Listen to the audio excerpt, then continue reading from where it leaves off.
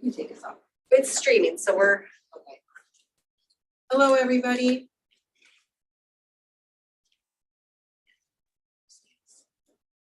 Good morning. Morning, Clay.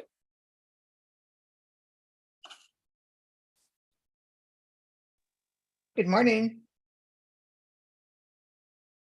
Dana, I hear a trip report might be in order from you.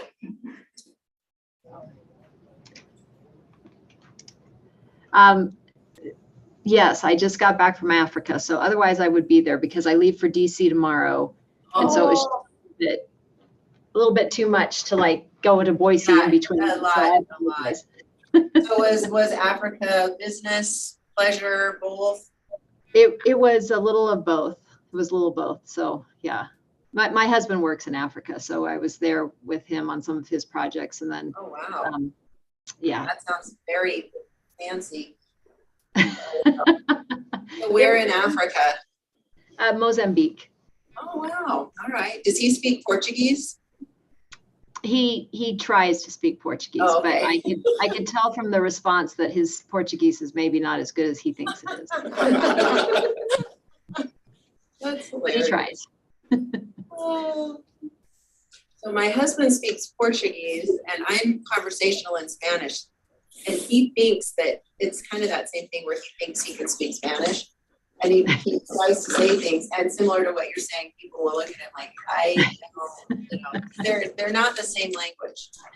So Yep. other than that, I guess that Latin base, but so I get it. That's funny. Well, we'll wait just about 3 more minutes. We had a couple, as Allison put in the chat, we got stuck in some traffic coming over and unforeseen things.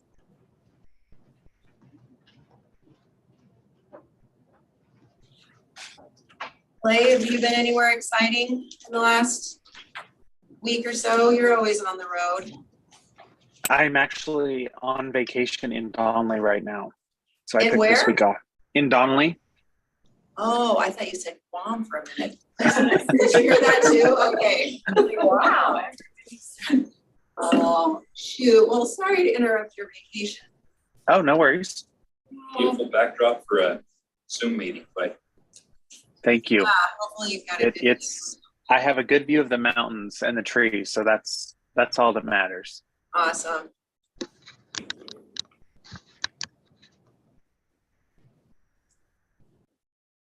I'm headed to McCall later this afternoon. The school district there, they have a ribbon cutting for an early education literacy center that I'm gonna go check out. It sounds really interesting. You made it. Well, take a deep breath. It's all good. glad you're safe. That's what I told her. I was like, be safe, don't guys. Oh. Wanted some water? No. Okay. There's a bathroom around that. All right, well, everyone's here but the senator. okay, So- and maybe he could, getting through the Magic Valley right now, whatever way you're going, Oh, there it is. is Okay. a disaster area. So Good morning, if you get Senator. stuck in traffic as well, construction and. There are too many one-way streets in Boise. Or that. And I'm always going And to they close quite a bit off over here, like on Yeah, mid-sixth, and so your normal routes are shot. Anyway. All right. Well, welcome, everybody. You all have been very busy. And I really, Allison and I have been talking about how excited we've been for today.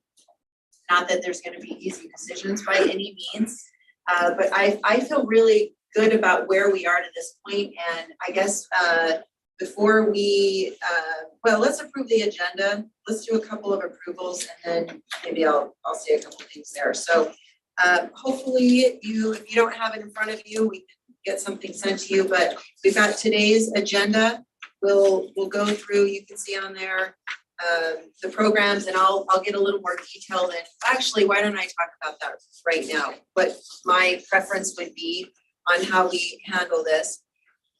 since the subcommittees have done their work and prioritized, and Allison, thank you for putting that all together very succinctly, so we don't have to comb through all of it. We will have an opportunity to have each subcommittee discuss why they are recommending a full fund, a partial fund. My preference is that we don't get into the do not funds or the weights because our time is so limited. Let's focus on the ones that, I mean, I think that was the whole purpose of breaking into subcommittees so that we don't go one by one by one. So we won't have motions to not accept. Our only motions will be to approve or to grant, whatever the programs are. And so as we go through that, if there's something for the full council to discuss, let's stick with what has been prioritized by the subcommittee. With that said, if there's something specific that you have a question about that maybe was a do not fund, I don't want to keep someone from inquiring about something specific, but my plan is to not go through each one. Let's stick with what, you know, with what's been called out. So with that, is there a motion to approve our agenda as presented? Superintendent, I move to approve our agenda as presented. Thank you, Lex. Is there a second? Seconded by Representative Doyle. All in favor, please say aye. Aye. Thank you. Thumbs up and an aye, and we are unanimous in favor. I'd also ask you just quickly that we can approve our minutes from our October 1 meeting. And if there's anything that you found that needs to be corrected, added, otherwise we're happy to make those. If not, I would accept a motion to approve the minutes. Move to accept minutes. Thank you. It's moved. Is there a second? I left this out of the other one, but any discussion of the motion? My brain's gonna kick in. Yeah. All right, hearing none, all in favor, please say aye. Aye. Aye. Thank you. We are unanimous in favor. We did want to just have a formalized approval of our upcoming meeting schedule. This is what we discussed last time. Even with an approved motion, that doesn't mean if something happens or something needs to change, we are still flexible enough that we can do some things. But I think it helps us, and for sure Allison and our future applicants, to see what the timelines look like so they can adjust as needed. So is there a motion to approve a meeting schedule? Does everyone have those dates? I guess that's the question. So moved. Okay, we have a motion. I'll second. Thank you. The motion was by Marie Price, Natalie, just in case. And then Dana is the second. November 13th, February 16th. And then what we did in the committees, we came up with some dates working backwards from there. So folks that weren't able to participate, I'll send you those dates to confirm that they work with your schedule, and we'll get those committee meetings on the calendar as well. Again, the motion's been moved and seconded. Is there any discussion of motion beyond Allison's comments? Thank you. Right, hearing none, all in favor, please say aye or thumbs up on the screen. Aye. Wonderful, we are unanimous in favor. Okay, item number 4, Allison, I'm gonna toss to you. Sure, and I'm happy to put this on the screen. I'm not sure if the folks with virtual have it, so we'll do that real quick. This will be kind of an overview that we'll bring to each meeting, so the council can see a summary of proposals received to date, the kind of awarded to date, and where Works we're like at. this, you are a paper person like me.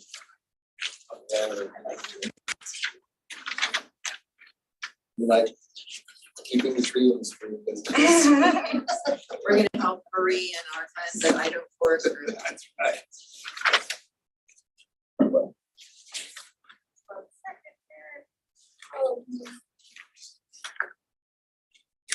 Okay, so just going through what we received as of July 1, we've received a total of 43 proposals from around the state.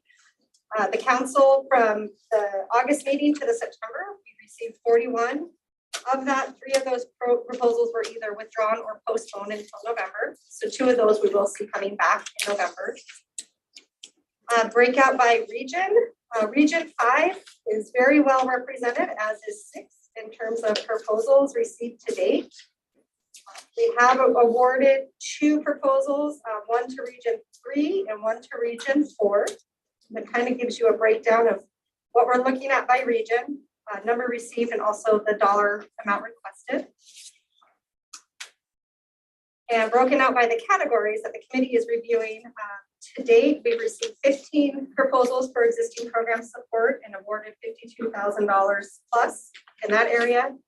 19 proposals for new program support and 9 proposals for capital project support. We do have more coming in that are coming in as we speak, but this is where we are as of this meeting. Thank you, Allison. This will be so handy for us as we track. And in all that we have, I know for me, it's easy to kind of lose sense of where the money is and, you know, all of that. And it's good for us to kind of keep that in front of us, as well as it won't be surprising that we've had interest from other people, other legislators that have been supportive. Hey, what's that looking like? I think that this will be a really great one pager for folks. And then as, you know, after today, as we get awarding, we'll just be able to update this after each of our meetings. And so thank you for putting that at a glance. If I may, is there interest in having information on what has not been awarded, or are we really wanting to focus on what has been awarded? I think what has been for now, we may change our minds on that, but I guess I'm thinking about other grant programs and how that information is reported, and it's you know, here's what's gone out rather than the other. Any questions on that? All right. Item number 5. We wanted to take some time to discuss the eligibility, what we want to include. So the statute tasks this council with determining what's eligible. And at our last meeting, as we would expect, we threw out all sorts of things. Maybe we're comfortable with this, maybe we're not. We want this, do we want that? And I think for you all to get into smaller groups and have the time to go through each proposal, it feels like that also provided an opportunity for you maybe to refine your thinking on what you believe are those fundamental pieces of eligibility. And I say that just based on the list of the recommendations. We like this, except we wouldn't recommend you fund, you know, this thing. And so this, I would, you know, we may find ourselves, I guess, in a place where today we're feeling good about something, and in a few months we may say, hey, maybe we left this out, or maybe we need to include portions of that. The nice thing about the legislation is it doesn't detail that, so we don't have to go back, thankfully, to lawmakers and say, we need to tweak, or we need to kind of adjust a little bit. We can do that as things develop.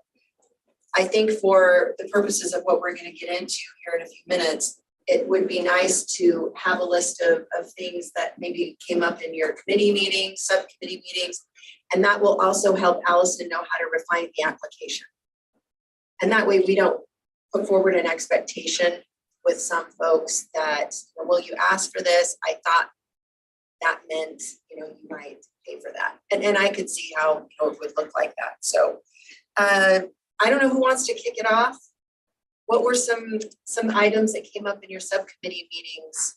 Or, hey, and it doesn't have to necessarily be what's not eligible, but here are things that, either side of that. I thought in the last committee meeting we had, as well as the subcommittee, we talked about curriculum. We want to pay for curriculum, did we not? As I went through some of this, I don't think we were consistent. And so is that something that we needed to talk about? Absolutely. Because I like the idea of having some check boxes, but being able to make an exception to the rule as well, but have some check boxes.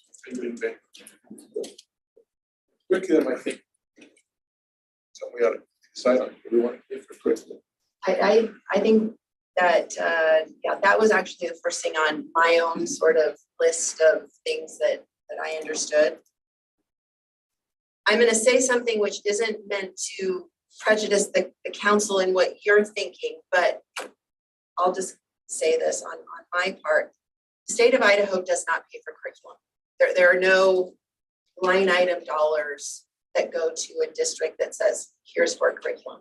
Now, whether you think that's a good idea or not, but you know, I'm always trying to look for what's something that we can anchor it to that we either already always do or already always don't do.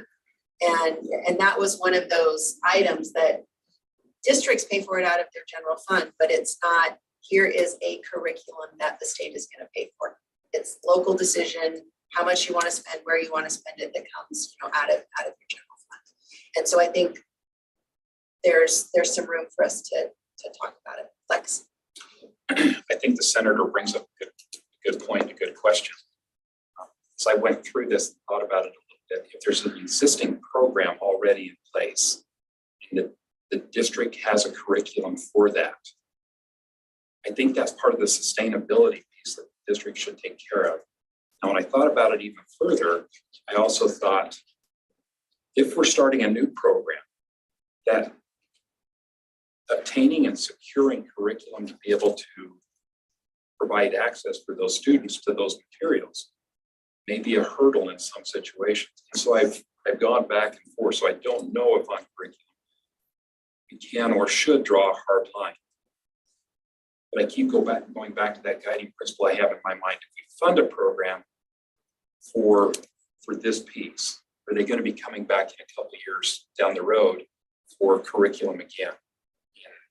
And in my mind, the goal of the grant is maybe a little bigger than sustaining curriculum. Maybe starting curriculum, I can go there, but the other part of it, I'm having some questions in my mind.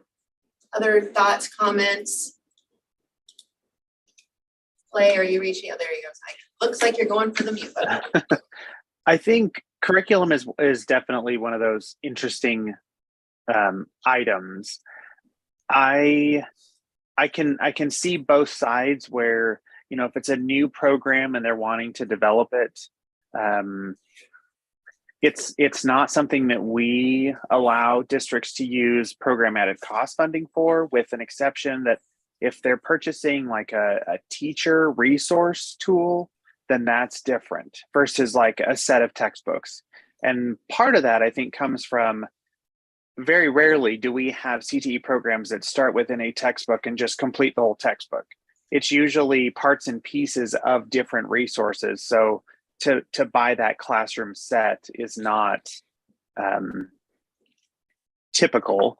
And then the other question and I think we'll get into this with some of the other items, but I also wonder, you know, are there other resources and materials already available or accessible, as opposed to try and reinvent the wheel, or to purchase things that may be open source book or open source materials that then won't become expired either, where technology advances or those pieces of relevancy change, that now you've got a textbook that's outdated.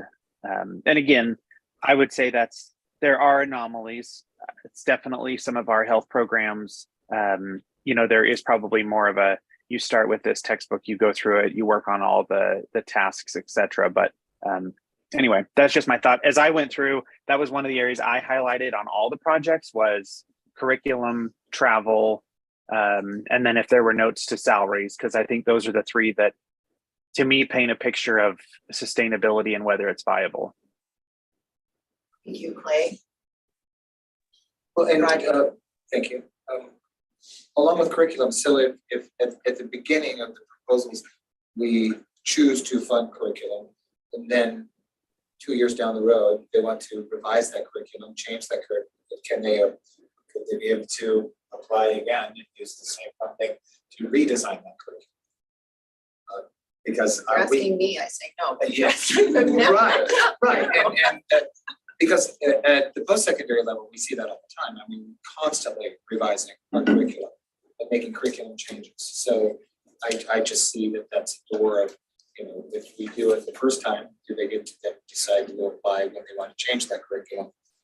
So those are the answers.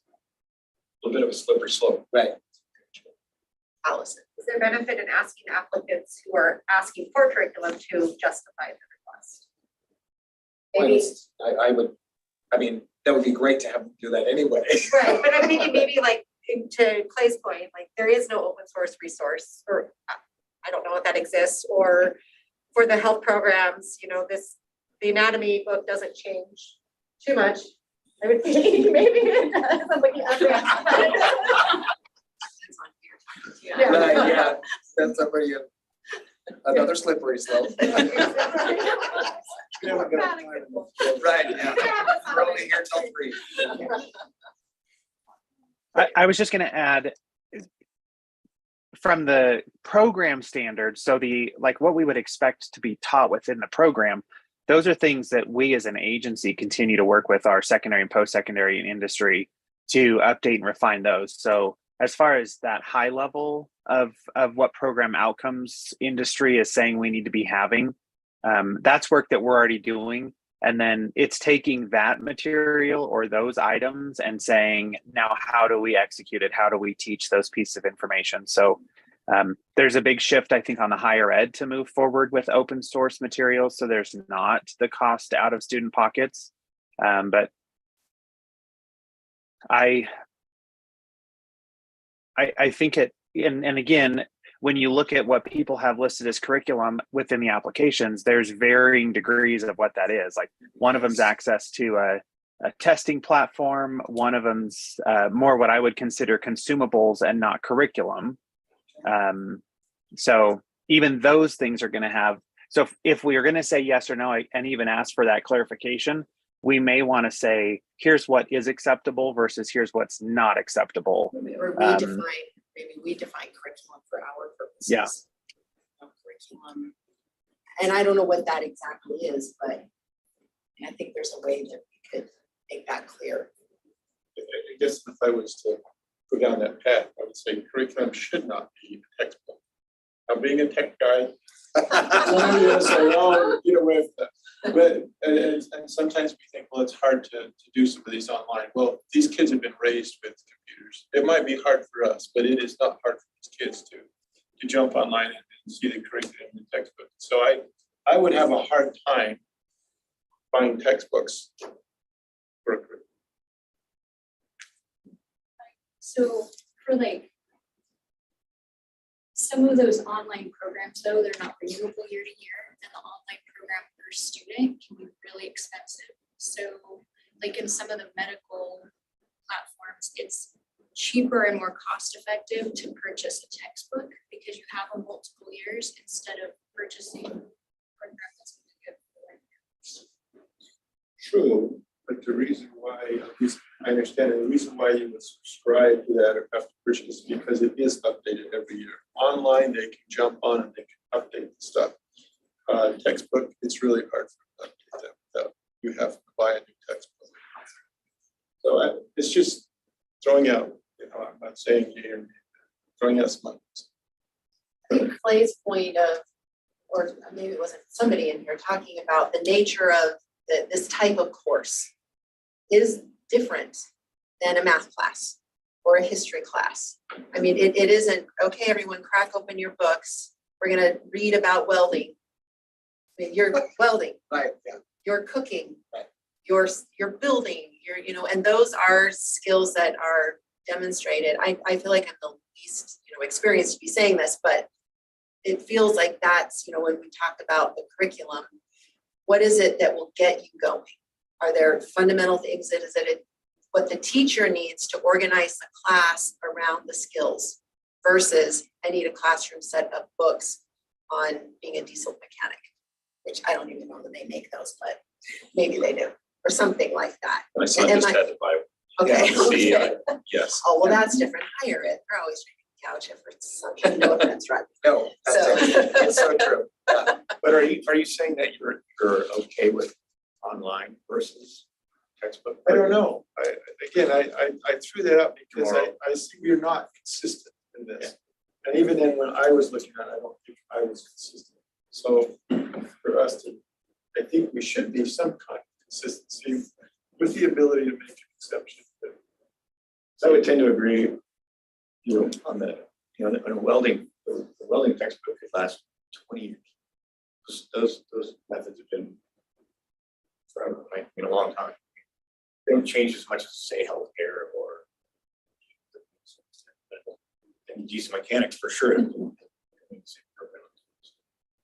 So that I was just thinking of diesel mechanics. I had to go bleed my old Macy Ferguson. right. I didn't know how to do it. I could have found the manual, but I'm outside. I got my phone on. Yeah. How do I do it? Yeah. Show me how to do it. Yeah, you can YouTube anything. University So teacher. there's a different technology that is available for us. And I think we need to, at least at our level, we need to embrace that and kind of push that. Now, whether we put a hard, fast demand on it, I don't think we can do that, but I think we should paint a picture that the future is AI. That's where it's going, whether we like it or not. We need to push technology and use it where we can. Senator, I have to agree with you in the sense that when I first started, and I've not been an educator for long, we were just discussing that, 7 years, I come from 42 years of industry, and I'm sorry, the only technology we ever had was a blender or a microwave, right? So I was very much against any sort of technology in the teaching that I was doing as hands-on. But I have to agree with you that there are amazing simulations out there through Marriott and through different restaurant chains that are technology-based. But I think that the definition in whether or not we allow to fund curriculum is not so much the building of that curriculum, the tools used to assist in that curriculum, the technology, or even the textbooks. If you have funding in here and you want a one-time library of welding books, if that's what it's called, then those tools might be something to fund. But the actual building of curriculum in some of the cases that we're in here is probably not where we want to go. I think that probably captures really what we're saying here. And I think that we can, I'm feeling that we're on the same track here moving forward as we look at these.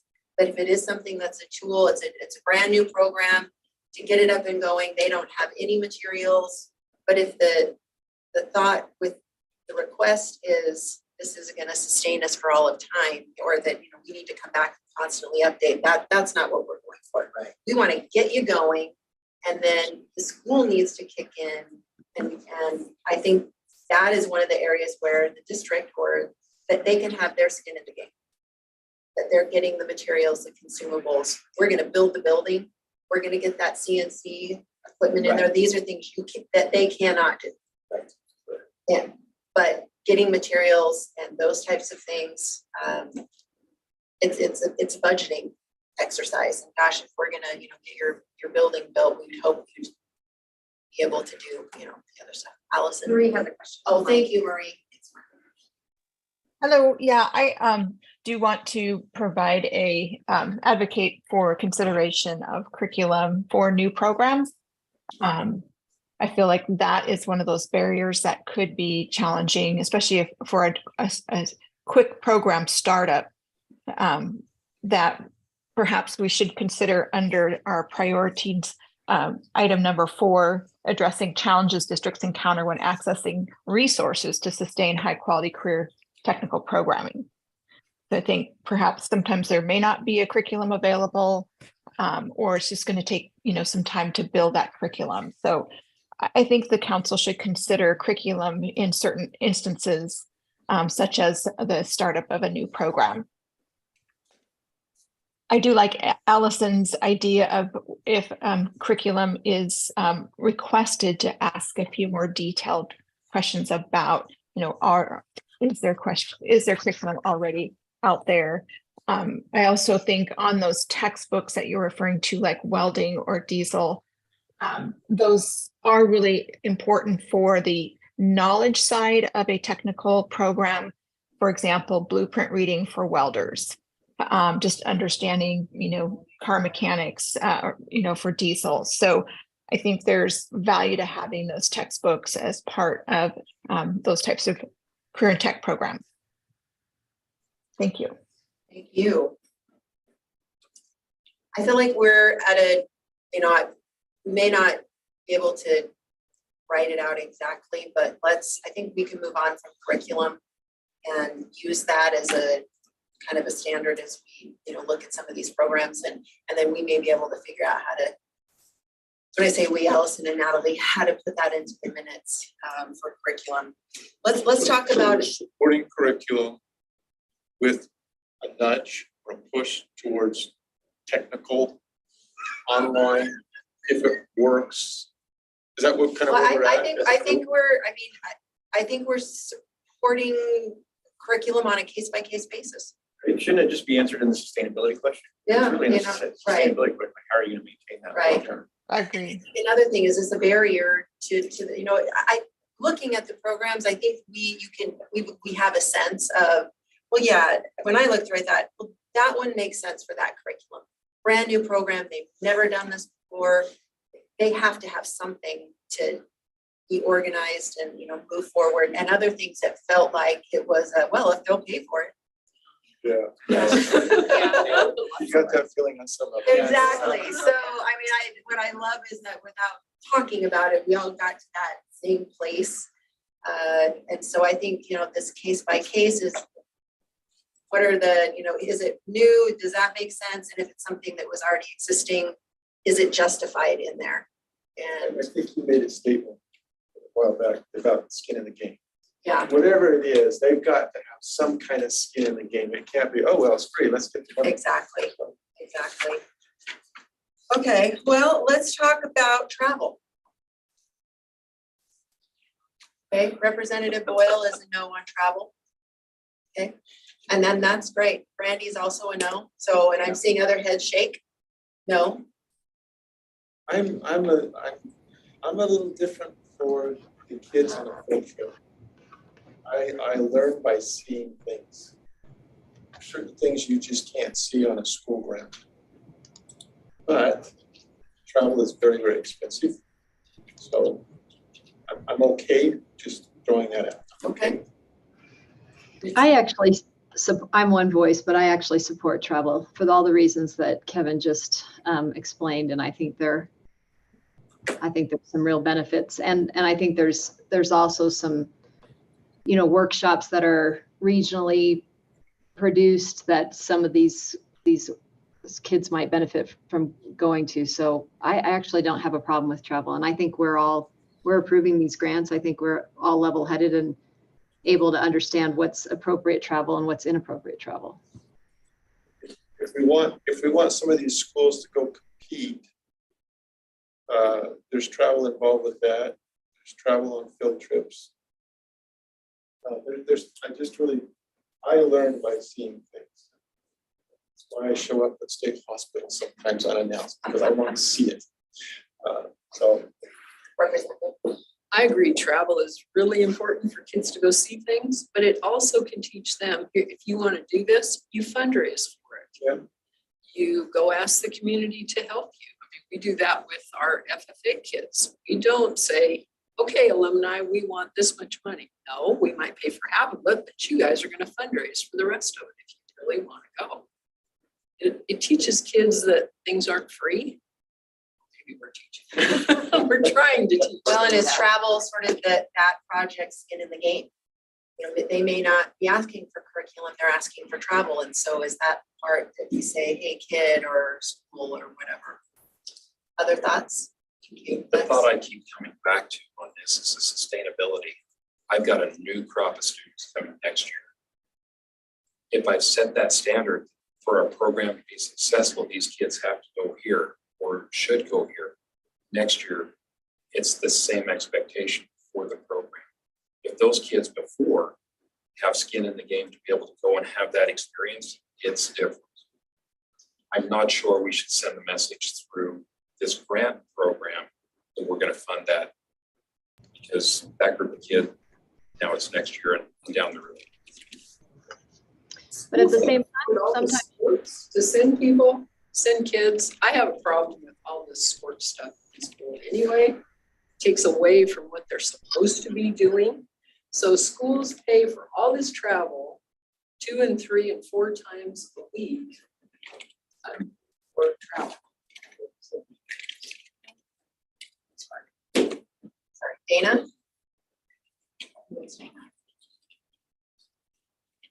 Dana, did we miss you? Maybe we lost her.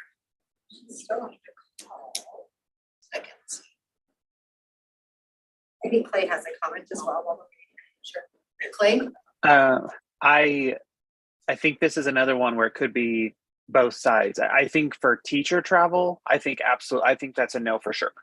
I think to fund a teacher to go somewhere. I do know that if it's part of the curriculum and instruction, that the district can use their transportation dollars. Oftentimes, though, those are already expensed with other things they have going on. So to me, that goes back to a district prioritization. If they want to do it, they can. And, you know, I think there's, again, those anomalies. But I also think with the intent of this grant and these funds, it was really to get programs going and get them started and make sure students have access to these opportunities. And I think part of that from a sustainability lens would be, you know, ensuring that what they need to do to be able to see it long term is happy and is able to meet those things, as opposed to, you know, getting funded, like Lex said, for 1 year and then not being able to provide that same experience for the next year student. Thank you, Clay. Dana, we'll come back to you.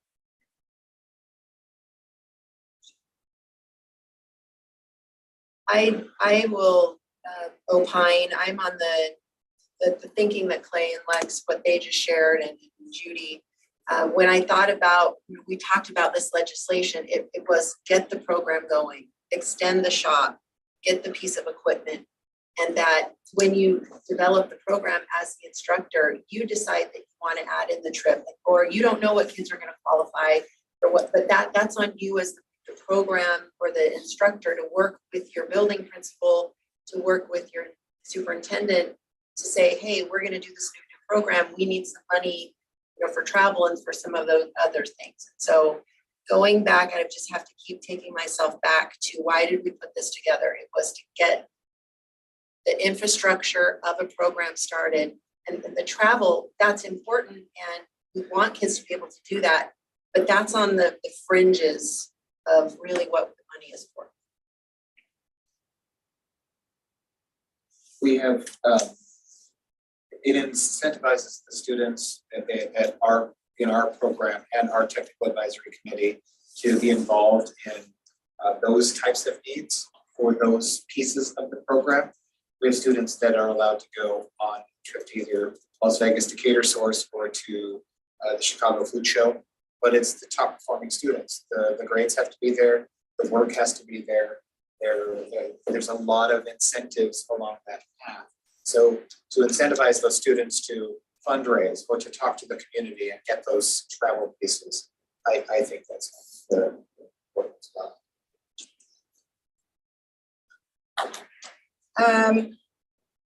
Salaries.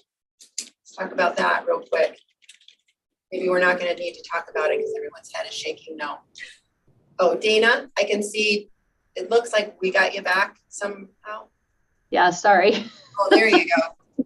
And I missed some, you may have moved on, so maybe it may have already been decided, so I didn't hear. And well, we didn't vote on it. I just listening, hearing the comments, the majority was travel is important. We want to emphasize kids being able to do that and go there, but it's outside of the primary focus of what the money is for. That we can still encourage that and have districts and instructors make that a part of the program, but to get the program started, travel is outside of that. okay, I think the only caveat I would put on that is that I understand, I heard some of the comments about sending kids, you know, and setting the expectation for the next crew, but I also think that's part of the problem, right? Is that we don't like to sacrifice today for tomorrow. And I guess I feel like, you know, sometimes that's the way it works. Sometimes the first batch of kids gets the opportunity to travel to set a program up, and everybody else benefits from that on down the line. So I hate to eliminate that, because I think some of these programs that they're trying to get started, they would benefit immensely from going and seeing it already in action in other places, and then bringing it back, that knowledge back, and implementing it. So I just hate to draw a hard line, no. But I'm one person. Everyone's opinion matters. I think this is all, these handful of things we're talking about now, these are the hard, not the hard, it's just the complicated part of making the decisions. We want the kids to travel. We want you to do all of those things. What's the focus of the program? And I think for some, there's some of the travel that was easy. It was like, yeah, you're just trying to get us to pay for stuff.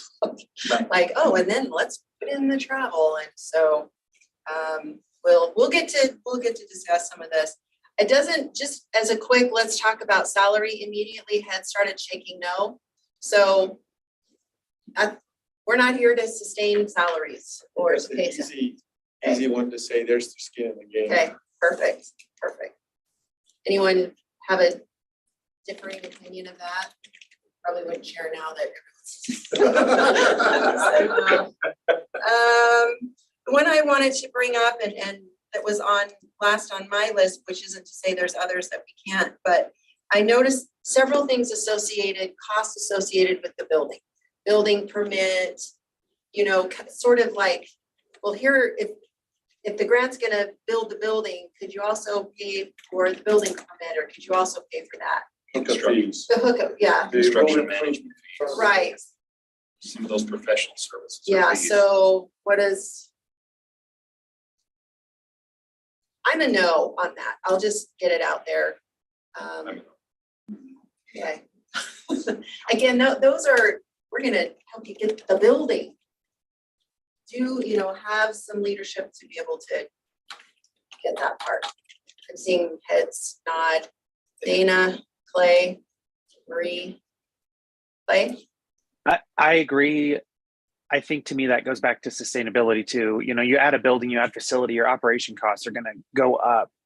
If you can't fund, and I don't mean this like sarcastically, but if all of that burden comes onto the grant as part, instead of the district be able to provide some of that, I think it questions whether or not that facility or upgrade or expansion is going to actually be sustainable. I don't know if there's unique cases where, they can't cover those costs.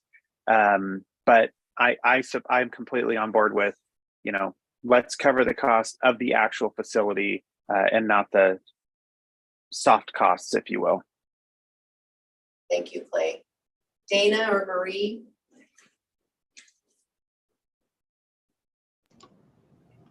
I'm good with that thinking. I think, ensuring that districts understand that, the sustainability piece and what the intent of the legislation and the funding is, and that they have to think carefully about their operational costs and sustainability. Thank you. One of the thoughts I had on that related to what Clay was saying, for some that would say, well, we can't do it without this, then you're not ready. By the time you get to us, we want you to be fully ready. Here's how we're going to do this. Here's the whole project, rather than we need you to do every single little. To me, that just says you're not quite ready for us yet, and then come back. You certainly hate to put all this money into building the building permit, all the improvements. 3 years, they can't maintain it. They're going to lose the building, sell it off. We don't want to do that. No. And once the facility is built, it goes on the books for the school district, and it goes into the regular M&O, and so if they can get it going, then the state will pick up a portion of the cost, and like they do for any other building. And again, if you're not even to the point that you can see that light at the end of the tunnel, you may not be ready for us. I think the problem is we didn't spell things out for people in the grant. So of course they threw everything in there. Absolutely. We need to add all this stuff, but we won't. Yes, Absolutely, and I think it's helpful to go through this round to see what the need is, and then understand from the council what we're willing to cover, what we're willing to cover. I agree.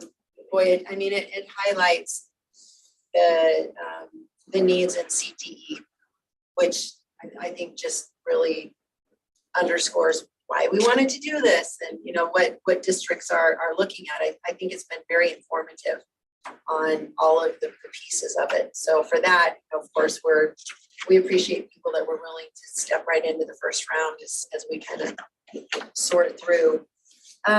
Anything else on so we've talked curriculum, costs associated with building, travel, salaries.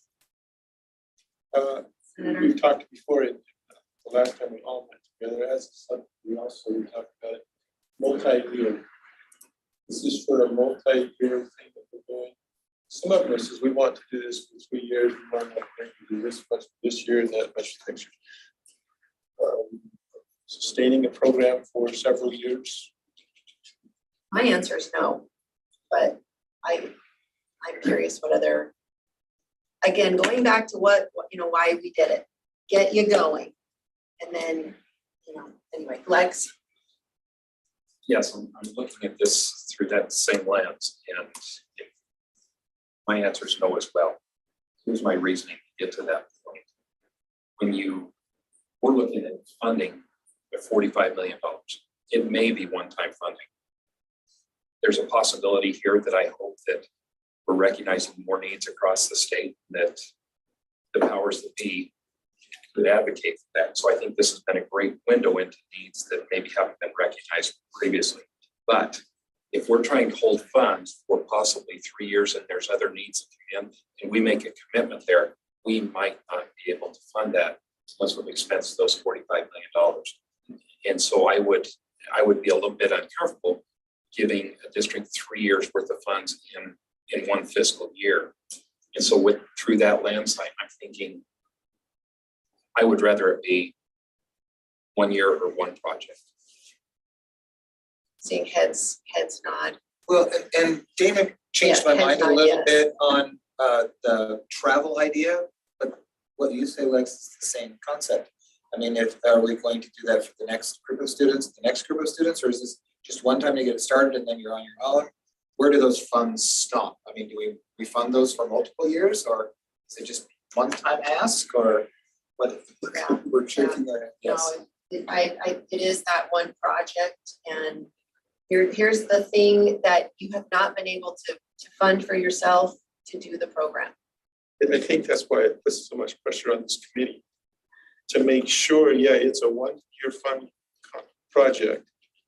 Can they keep it going, or are we just throwing money out to the wind and it's gone after 1 year? So that's where we have Yeah. to do everything. Just remember the capital project's only 1 year.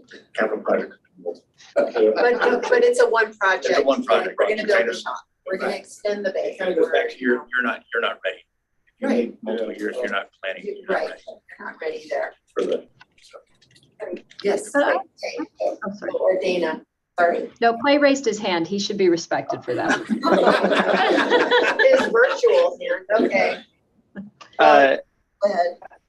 I think knowing how long it can take for a facility or something to be built, I think once the grant has been approved and the district can, or those funds can be encumbered, I think if a district wants to have those funds be able to be held for more than a year, I think a progress or an update report is something that should be done. And we run into this even on our Leading Idaho grants where, you know, you get someone, and that's just equipment, where someone orders equipment A and it's 7 months out before the manufacturer can get to it. I mean, the district's ready for it.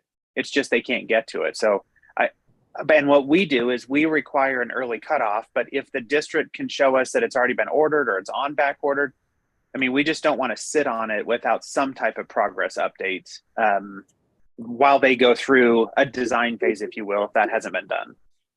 I totally. That's just agree my with thoughts. that, Clay, and I think, Lex, what you're talking about are requests that we need this much money this year, this much money for year 2, because, you know, new consumables by year 3. Right.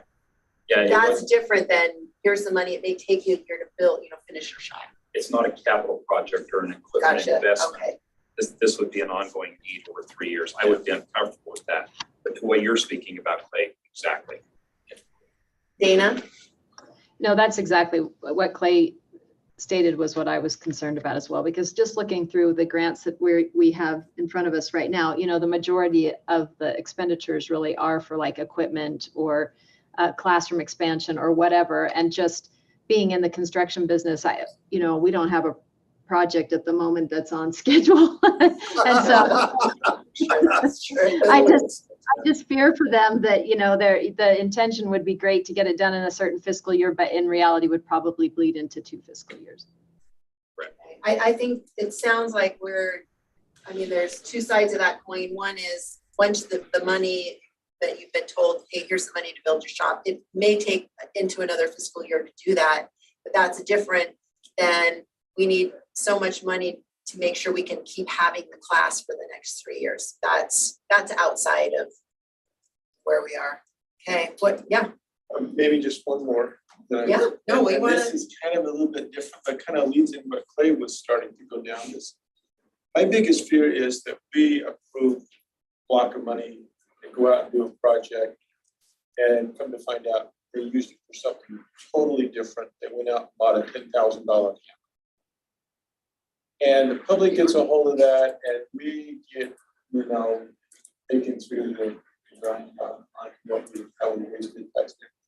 How do we make sure the money is used properly like they were doing it? What's the accountability? Where do we stand doing that? I think this council can determine that. We could, as part of the award of the grant, have something in there that it's progress reports back to the council to see where they are. And then at some point, when it's finished, that you send a picture or the council can, direct that. Allison's like, we're talking. We do currently have that for the 2 that we awarded. We did send a letter to the superintendent and, signing off that yes, this money will be used as intended in this grant award. And we do have a requirement that we can provide updated progress reports back to the council. If there's more, we can certainly explore more. We could have something in there that if the money isn't used as was as intended and as granted or whatever, that the district has to pay the council pay back. I think we need to, because I just don't want to be put in the spotlight of what this committee did. We wasted the taxpayer money. I think this is a great idea. Help our local schools. Let's make sure it's used correctly. So I don't know if there's some kind of checkbox that comes back every committee. Oh yeah, we rewarded this money. What have they done with it over the last 3 months, 6 months? Would that feel like the right check-in pace would maybe be 3 months? You got the money, 3 months, 6 months, something like that, kind of where we are. Lex? I'm thinking about another grant program that's administered through the division. It was through a piece of legislation, like IQPS for the ag programs. And that's on a reimbursement. So you get the grant, but the district submits the receipts. These qualify. Now, I think there's another place to that some districts might not be able to fund and then ask for reimbursement on the whole thing. And that's where I like the good senator and some of these ideas that are going around the table, at least in accountability, he's coming back in a timely fashion. But I think on some of these smaller ones, to make sure that the funds don't go out, and then we're caught in a catch-22 here. The reimbursement or something like this, the reimbursement, submit and then pay for it might be another thing to think about. And it's not unusual to do something like that. Currently, as districts receive funding for their students, more than 50% goes out to districts within the first couple of months of school starting based on projections of students that they have. And then by the time February rolls around, we're starting to even out. And then at the July payment for districts, if they got overpaid, they either don't get that payment or anyway. So there's a precedent for having something like that, that we're not going to send you more, on the just the appropriation, they just don't get more more money sent to them, or they have to return money back to the state because you didn't have those students. So I think that it's completely appropriate to have something like that, that the money is returned to the grant. May I ask a question of the council? For the larger capital projects, when we're looking at multi-million dollars, perhaps we should look at more of kind of how contractors do it, where you just do your progress payment. This is where we're at today. This is what the contractor has billed us thus far. We're now requesting this part of the grant money to be distributed for this project instead of giving the full. I think you have to do it that way. There's not a building been built Right. under budget in the last 6 years. And I don't know that, to be fair, I don't know that we even saw contingency in any of the plans, right? So I don't know, normally we put a 5% contingency on every building we build, so. And that is, there is contingency in most of them. And that would be, are we putting that under soft costs or? No, because I think that's I think that's a real thing, just because unforeseen things come up, but change orders, what have you, or missing on a drawing or whatever, but I think you have to dole it out quarterly or something would prove, if there's no way you can get 6 million to some school and say, oh, good luck, hopefully that. Are you comfortable, Senator, with that approach? Yes, Yeah. That does create some accountability on the council, though, who's looking at the quarterly. And normally a bank would go out and visit the site, see that there's footings and see that and you can get pictures. This is why we have an Allison. Yeah, but that does create, I mean, it's, because you're managing it, there's 20 million bucks of projects. Right. It's a lot of projects. But I would agree that you have to do it, much less the private sector. On that same concept, is there something, because we're wanting to start new CTE programs, we're not covering salary, but is there something in there that like the school is going to be able to even provide an instructor for some of these programs they're wanting to start? Because I'm wondering, like, so I build this building because I want this whatever program going. I have no teacher, so now it just becomes a whatever catch-all for the school, and there's no, the program just dies. They answered that, I felt, in most of the good ones. They answered the Okay. sustainability question of Okay, how are we having gonna add the a teacher instructor. to the program, we're gonna add 12 classrooms.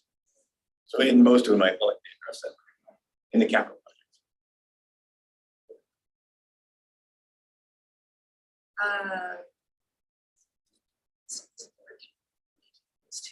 Okay. Other things on that were sort of, I'm not sure on eligibility.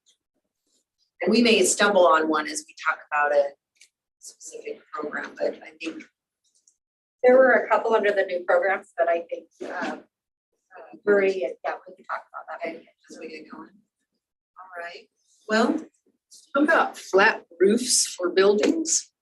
Coming from a snow place, it always drives me crazy to see schools being built with flat roofs because that's nothing but asking for trouble.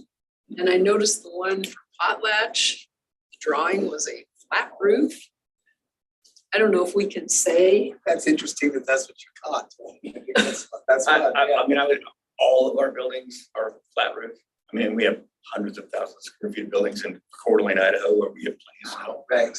It's not an issue. And as it was probably in the 60s, the roofing technology and the old high schools that I went to that leaked like crazy, they're fairly There was different. always a trash can in the hallway. Oh, wait, yeah, exactly right. Exactly. So, I mean, I don't think that's it. I wouldn't put that as it. a deal breaker, but maybe it just looking at their design phase. in the legislature, we've been talking about this, about schools and flat roofs. Because when we had snow again, that was a major problem for schools, at least in my Or was it area. Fruitland? Did they have something that? Weezer. Weezer. that, Oh, it's something atrocious. caved in. But our per square foot loads now are, even in the last 10 years, gone. Through the roof. Yeah. Through the roof, yeah, through the roof. Dina, do you want to chime in? Well, I don't know that I have a strong opinion about flat roofs, but I would just say that I think we have to be careful about getting into the weeds. That's not necessarily our job. Our job is to approve the project and their job is to manage it. So I'm a little leery about getting into approving designs or weighing in on how they should or shouldn't execute on something. You know, you're saying, this sounds like a good concept and here's the dollars, and you know, it's on them to be successful. I don't know that we're all qualified to take on. We can set the representative up with the superintendent, because if you have to explain that to people, it's good for you to know the why and all of that, so. Well, maybe while we're down in the weeds, because I had a few concerns as I looked at the plan. Okay, well, so let's do this, because so that is that's Sorry. actually item 6. Okay, all right. So let's shift gears and let's move on, item 6. Allison, from the subcommittee, wanted to discuss the recommendations in this one. Well, we do have Marie on the phone. She was at the subcommittee meeting, as was Angelique Root, who is running a little bit late. And then Dana, I don't know if you had an opportunity to look at this one prior to today, but just a very high level overview. After the committee reviewed this, the final recommendation was to fund the request, but omit the ask for travel and then the salary and benefits for 1 FTE, which is pretty on par with what this committee was discussing before. Marie, did you have anything to add to that from our conversation, or Dana, did you have anything? I would just add that what has impressed me about this program is the technical advisory committee that they have with the high school that's very supportive. And I think that they're going to, you know, come up with solutions around those requests for fundings that are not going to be funded through the grant.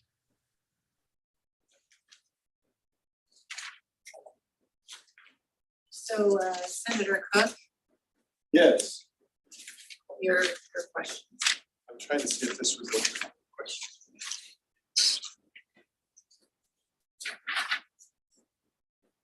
This one didn't have the actual plans, did it?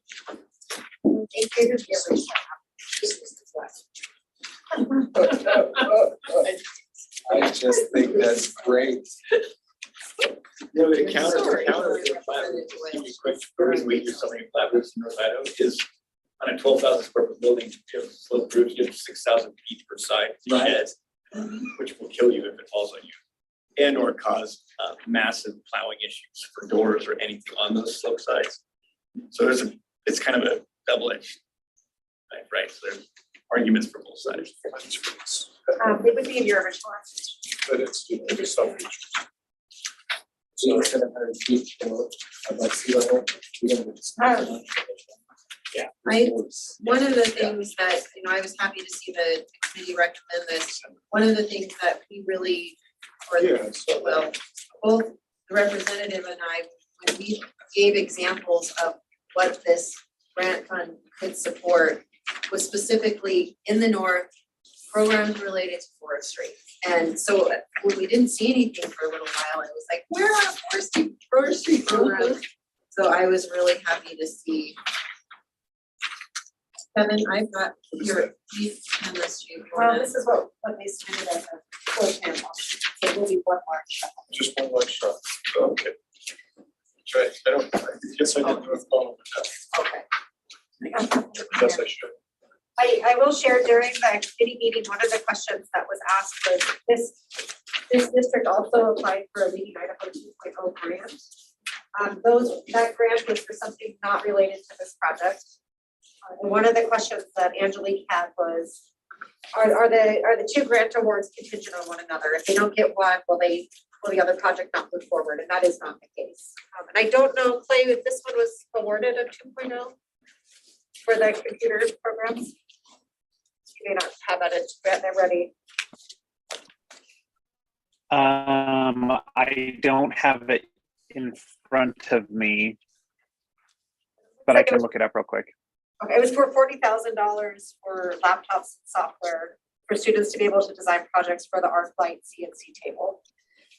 And then the other question was just on the year 1 metrics. Just, are they realistic? Are they kind of obtainable, and I believe, Marie, this was kind of to your point on the engaging the tech and making sure that the program's able to move forward. Yes. Yes, and it looks like the year one metrics are based on receiving updated welding equipment, so that wouldn't be contingent on construction. So, and then that this will be a first time they'll be able to actually have students attempt certification for welding. So the other thing that I saw was their numbers are not quite off. If you add up all of their stuff, it's not huge. It's huge for the cook budget. What's the The difference? equipment is up by $620. And the material materials is up by $1,000. Sorry, $500. So $1,020 difference, is that what, That's what I came up with, yeah. from the 994? So if we take out the curriculum and the travel, so if we add So, consumables. yeah, your consumable is 6,500. And your equipment is 162,620.49 cents. Based on. So that gives us a total of. That's okay, 162,000. So my question, we didn't talk about consumables.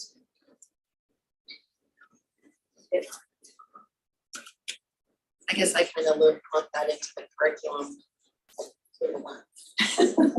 In my mind. I felt comfortable with this one on the equipment capital costs. I think so, you gotta help out.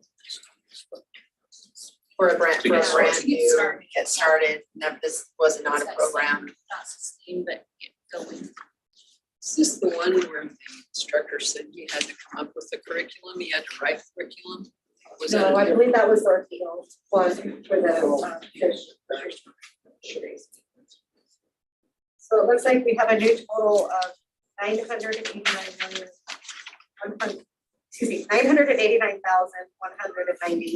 $989,190.49. 989, 120, 190 190 and 20 and cents. 49.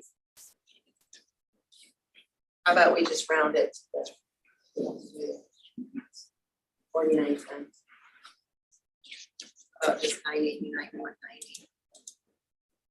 My other question was, in this letter, quality contractors, there's a note there, 25,000 for the architectural fees. Design fees, are we paying for design fees? You're not getting a building without it. Yeah, that's the, If And we I worry guess- about snow load, we certainly want some engineers involved. yeah. You know, with the construction class. And I was gonna say that kind of gets to some legislation that you're looking at on standardizing some of these things so that school districts don't have to engage in some of the fee structures with that are associated. That's where I want some of the plans when we get down to the. Okay, yeah, But this one was okay, okay. but it makes the question about this. We award this and they say, we've got money, let's make this a little bit nicer, turn this into a Taj Mahal. And make it smaller, but Right. I'm just concerned about some of the buildings that I see. that are being built. Well, I guess that's where you get the local control piece. I would say that I would think in a district like, well, any district, I don't want to say just Potlatch, but they're gonna try to maximize. Yeah. That's where I'm feeling pretty comfortable that for a district, they would rather have something that's more a warehouse look than it is a showpiece in the community. What's inside, what's being done inside. Absolutely, you put up a metal building, get R&M to Exactly. help, they're the most generous people ever when it comes to supporting schools like that, get extra equipment. But- All right, so we have a new total, 989, 190. We do have the superintendent on the line if there are any questions. If not, we can move forward with.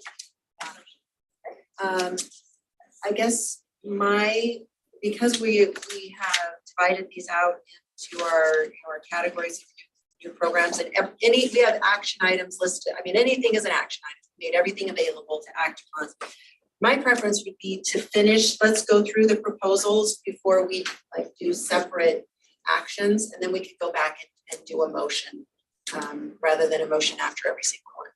I just, it feels like that, I don't know, it just feels like that is better if we're just in the section of new programs. So keep potlatch accessible, and then Marie or Allison the American Falls proposal on the residential construction. That was your next fund.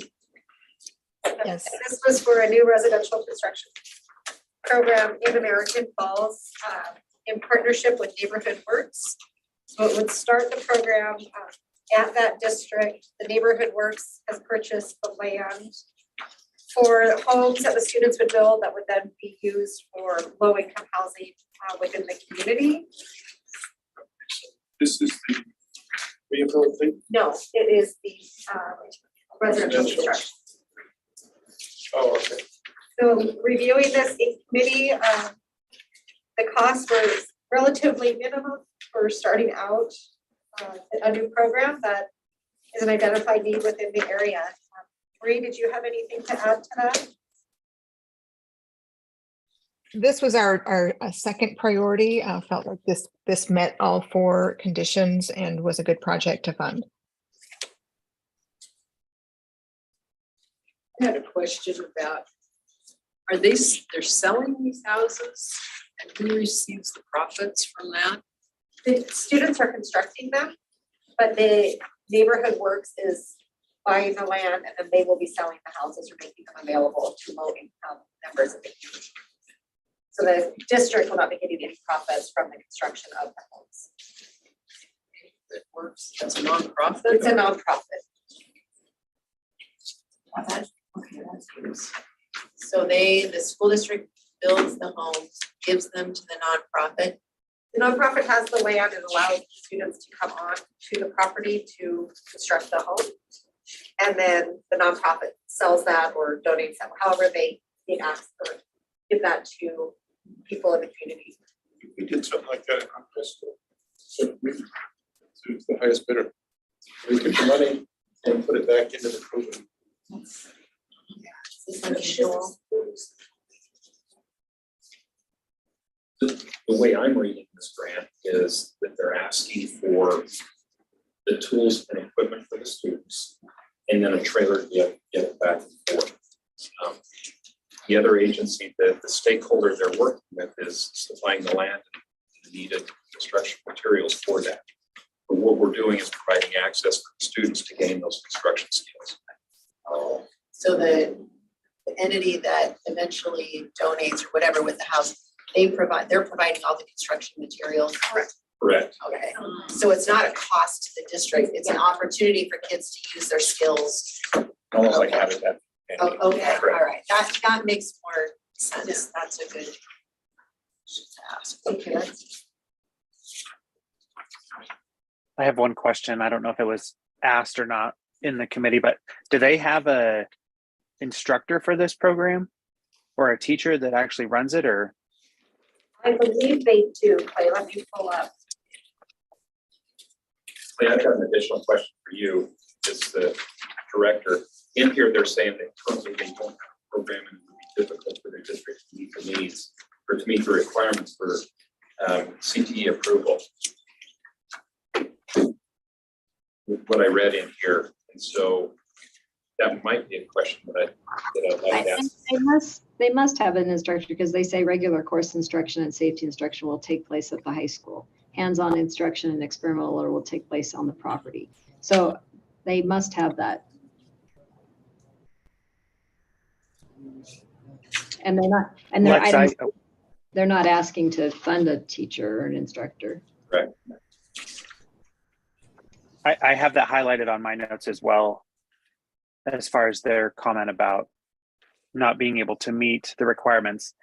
To me, that was just the red flag of a sustainability. Like if they're not able to meet it, I'm just curious on why. And that's what led me to the instructor side, if they didn't have an instructor or someone who would meet that occupational certification requirement. But it's definitely on my list to reach out to Spencer and find out.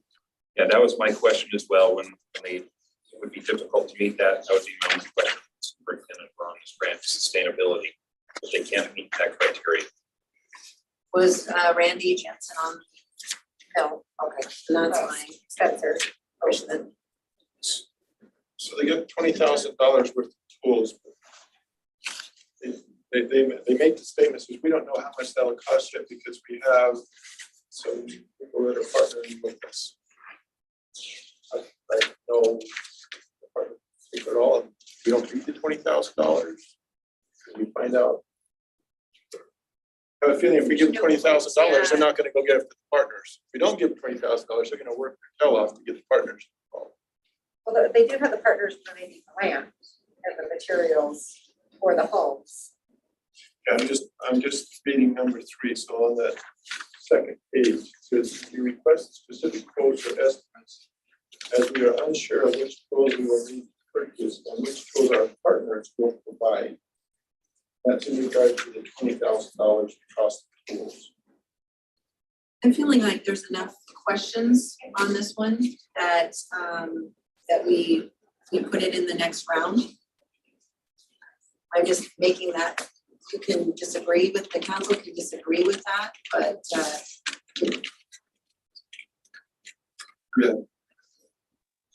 Is like there a that. representative? Oh, sorry. Is there a representative from American Falls available to answer questions? There is not one on the call right now, no. Okay. yeah, I can get a hold of, well, I don't know Spencer, but I know the superintendent. Who's the best person that would really know in this case? Spencer. Let's cold call him. Seriously, I guess he's. You're the number 3 caller. I guess he's, and if we can't get him clearly, he's in school, but, $6,000. you know, anyway. I really don't have a problem with this grant. I mean, with all due respect, $20,000 is not a lot of tools. I mean, if you're actually constructing a home, and I think I read that, Senator, as them saying they don't know which tools they need to purchase because they do have these partners that will be providing some of these things, and they don't want to duplicate the effort. But Thank you, Dana. Looks like Allison was able to get him. Okay, sorry. I'm like, I don't. Yeah, then later. Great. Sure, no problem. So this is my cell phone. I'm gonna put you on speakerphone and we'll have one of the members of the council ask the question. This is Spencer Christensen with American Falls.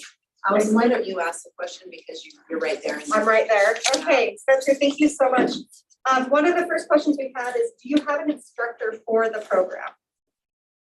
No, we've not identified an instructor for the program as of yet. As of yet, okay, are you working on doing that? Yes, we're trying to find, we've got a few community members. We actually, historically, we had this program, let's just say 20 years ago. I'm not sure the timing exactly, but some of the contractors around actually went through the program, and that's what got them to where they are. And so we're trying to see if we can work with some of the contractors in our area to see if they'd be willing to, participate as a teacher of the program. And they'd also know the business and the subcontractors who would help, teach different components. And so we're working with them. We just haven't identified anybody yet. Okay, all right. And then Clay, did you want to ask your question? Clay, we had a question about the viability of the program, getting an instructor endorsed in CTE. Is that part of this as well as you're looking for an instructor? Yeah, we would love to. I think I put the application on a couple of ours that we would love to have CTE endorsed teachers and, be a part of those programs and have added cost money and meet all those requirements. I'm just not sure we're a little bit smaller school will be able to check all those boxes to actually have like a full on, CTE program or pathway according to IDCTE. But we'd like to, yeah. And then finally, there was a question about the partnerships with the tools. You had indicated when you sent the quote back that you weren't sure quite yet exactly what tools you would need to purchase and which ones partners in the community would be able to provide. Can you give us a little more insight on that? Yeah, so I mean, different subcontracting work, there might be specific tools that they'll use for concrete versus, doing drywall or different things. And so we weren't sure exactly what to get, but I did in the last round of questions you'd asked, I sent a list of, more generic tools, things that we think they'll need across all the disciplines, even just hard hats, screwdriver sets, drill sets. And so we think even just the generic stuff, we can meet that number that we had in the budget.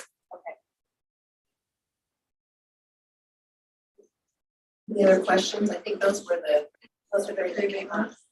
I have a question if I could.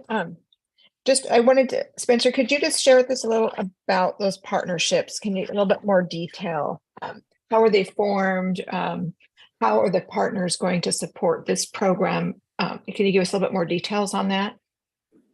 And who are the key partners? Yeah, being a new thing, we haven't quite, got all the details wrapped up, but we know that, again, those subcontractors, they're going to be able to have the kids help them, actually accomplish the tasks on the house. So they kind of, in a way, they get that benefit, but our kids get the benefit of working with the people who actually do that particular type of work. And so our teacher of record is really going to be somebody who helps manage just getting those subcontractors on board. That subcontractor teach kids how to do those different things.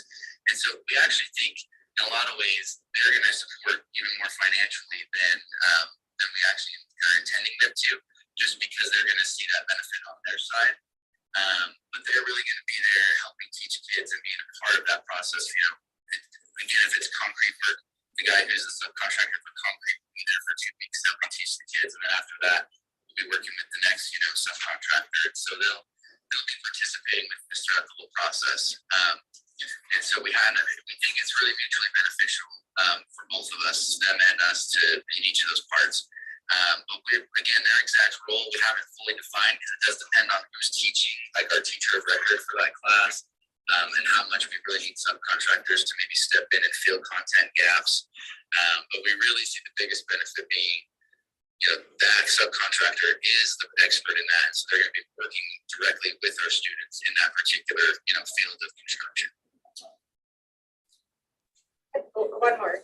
Spencer, I'm assuming the idea is you would build this home within the school year, and by the end of the school year that they would haul it off, put it on a foundation. Is that correct?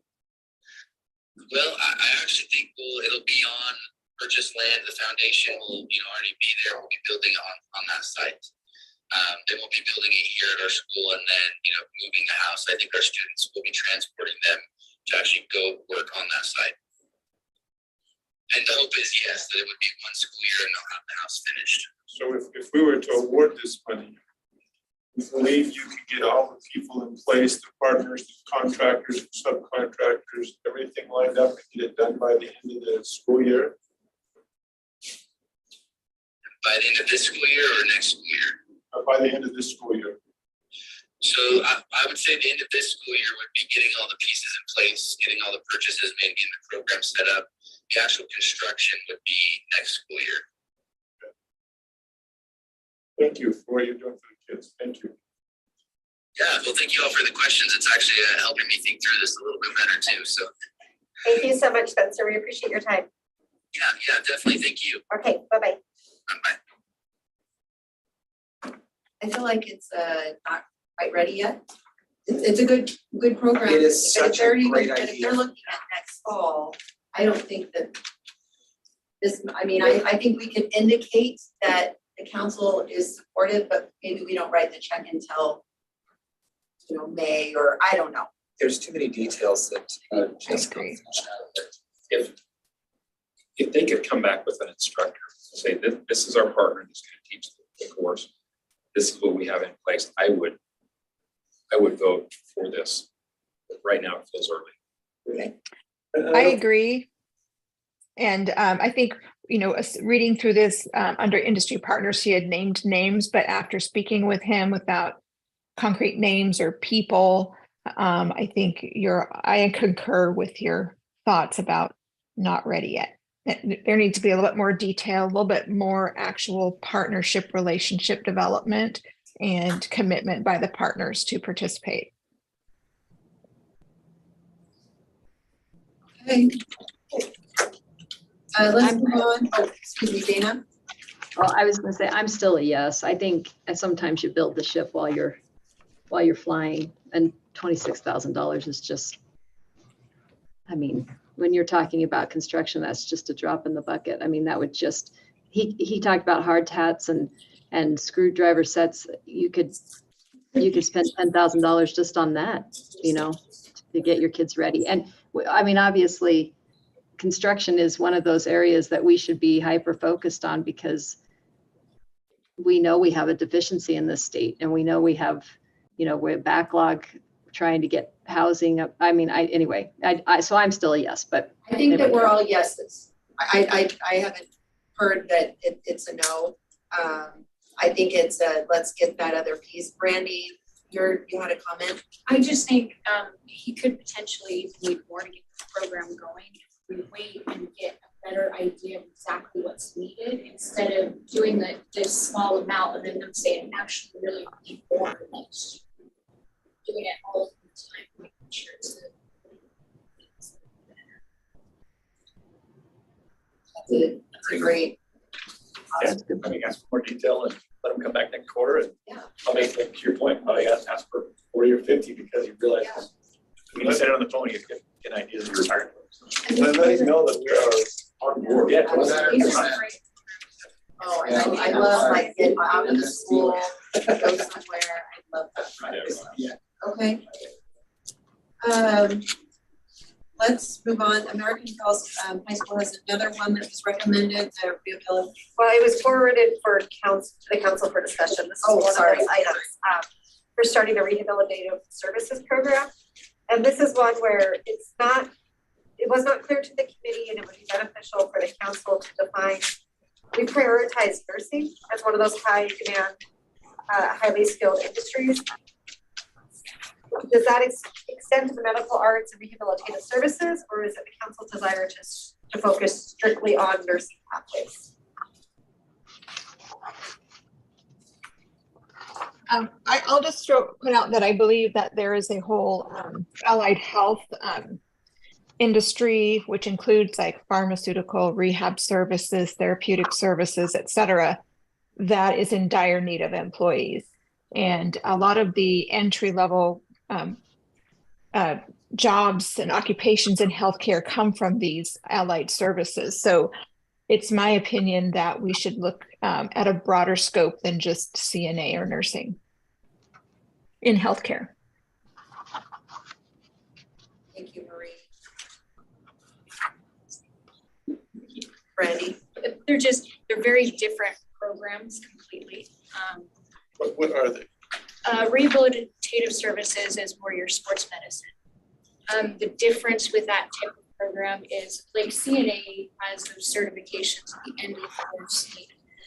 Rehabilitative services is like your physical therapists, your OTs, PTs, things like that, where it's not necessarily, it's a pathway, but it doesn't have the same like certification tied to it. It's more like a group all of a different form of medicine. And Marie, you're saying that there is a shortage for this kind of work? Yes, I don't have statistics in front of me, but there's shortages in occupational therapy, physical therapy, speech therapy, all of these related services in healthcare. And it's a good stepping stone for students to get into the healthcare industry to determine if this is the field they want to pursue for their career.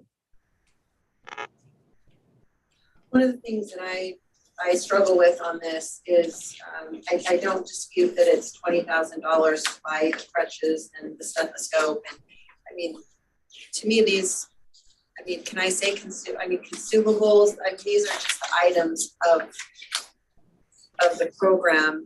I guess that's the part that I'm struggling with.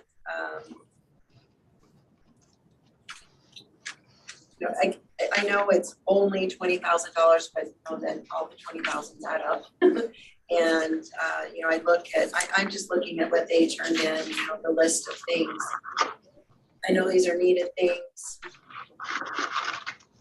I don't know. She shows a list of $20,000 of items, but she's asking, or she or whoever is asking for 25. Where's the other 5,000? Addition, added cost fund estimate about $3,000 on page 3. I don't know what the addition. I'll go back to again, do we have, like, we're trying to start these new programs, do we have teachers here to like actually? Am I on the wrong one? Because isn't this one where they say they have the instructor? It's the athletic trainer. That is the right, Okay. yes. That is the Okay, one. sorry. Yeah, yeah. And then It- they're asking for $25,000 for equipment for these backboards, the bounce discs, all these things. And, to be fair, they have that equipment now, but it's part of the athletic department, because make no mistake that the Booster Club probably sponsored that because people are more than willing to build a stadium, but not willing to build a classroom. So I guess I'm feeling like this is a very good thing that we should be supporting. I think, did you have a comment? I was just going to say, this is a new program to their district that was approved, so it is on file, and they do have the teacher identified to teach the course. So they would be eligible for program added cost funding. I think it says 24, 25, but it would actually be this fall as long as that course is offered this first semester. On one of their pages, it says our plan is to use the added cost funds to sustain the program. Are you always going to have that money to going? As long as they continue, it's a continued appropriate. Well, it's an annual appropriation, but it isn't ongoing. So those are the funds generated for all of our secondary programs. So I'll throw in my 2 cents here. All of these programs are good programs. I feel like that's the disclaimer. We just need to put that on the poster on there. Like, we support all of this stuff, all good stuff. But, at looking at, requests as we think about American Falls, they put in several things, which no district's limited to just, putting in one. But as we look to, prioritize some of these things, I don't know, I'm struggling with what the money would go to. And I can't even really explain it well or defend my position well. It's just sort of it's a good thing, and I wish we had all the money, but what are everyone's thoughts here? But isn't the money going? Everybody talks about it. Dana, go ahead. But isn't the money going to the equipment you need to do the training? I mean, to do the therapy, to train them how to use the equipment. That's what I see that they're asking for, which I think is. No, you're exactly right. And I guess, God forbid any of you ever have anybody who had a stroke, but occupational therapists are, you're back to having someone to help you learn how to put your shirt on in the morning, I mean, so there's a real need for that across the state. I agree on that.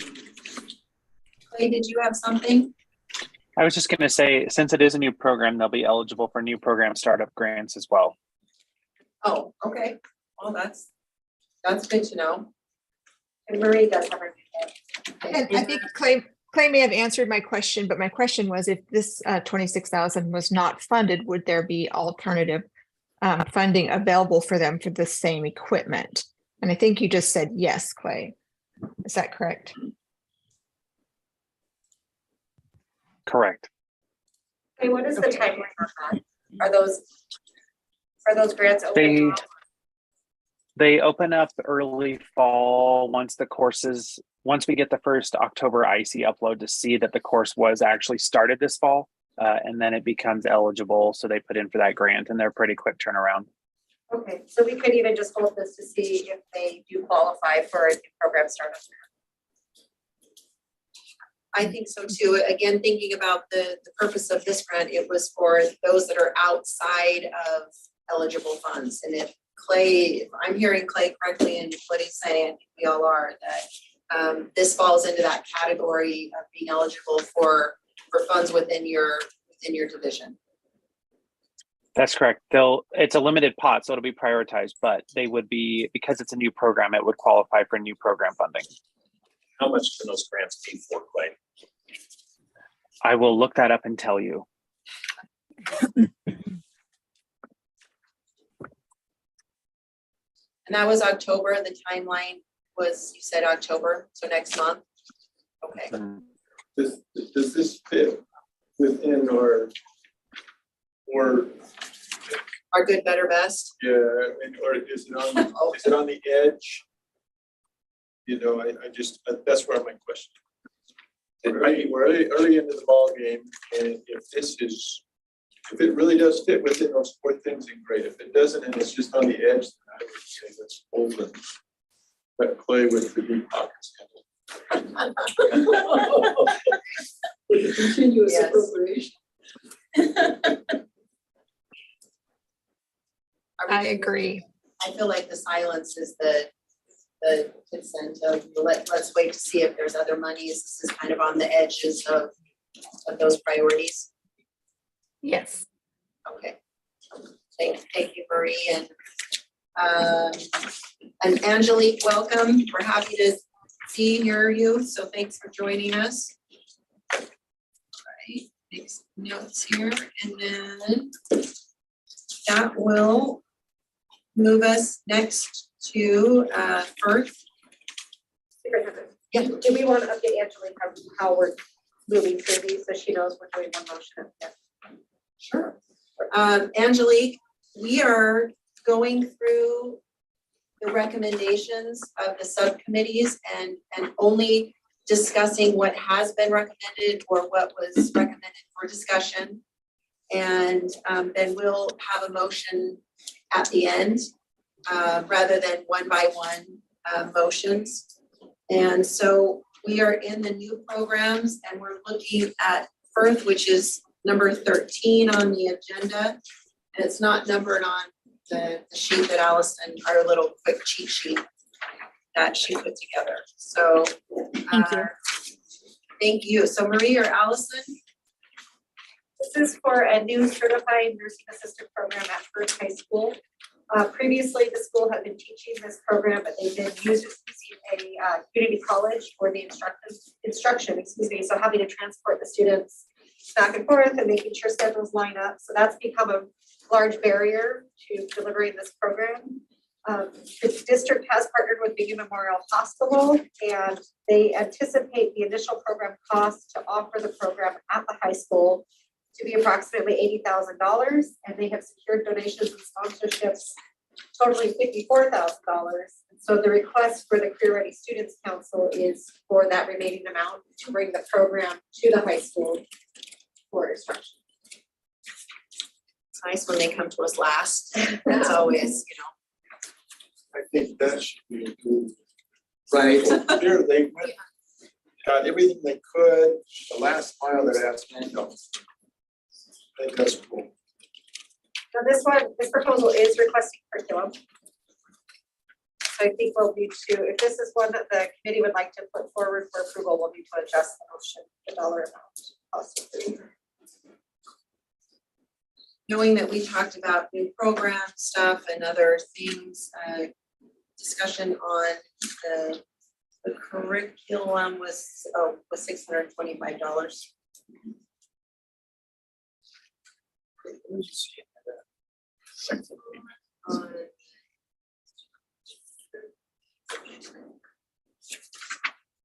This is, so the application.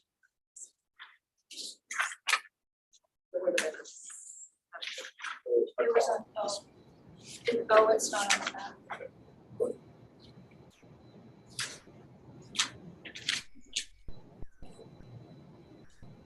Allison, I did have- you mention the email from Mr. Drake regarding applying for CTE program approval, et cetera?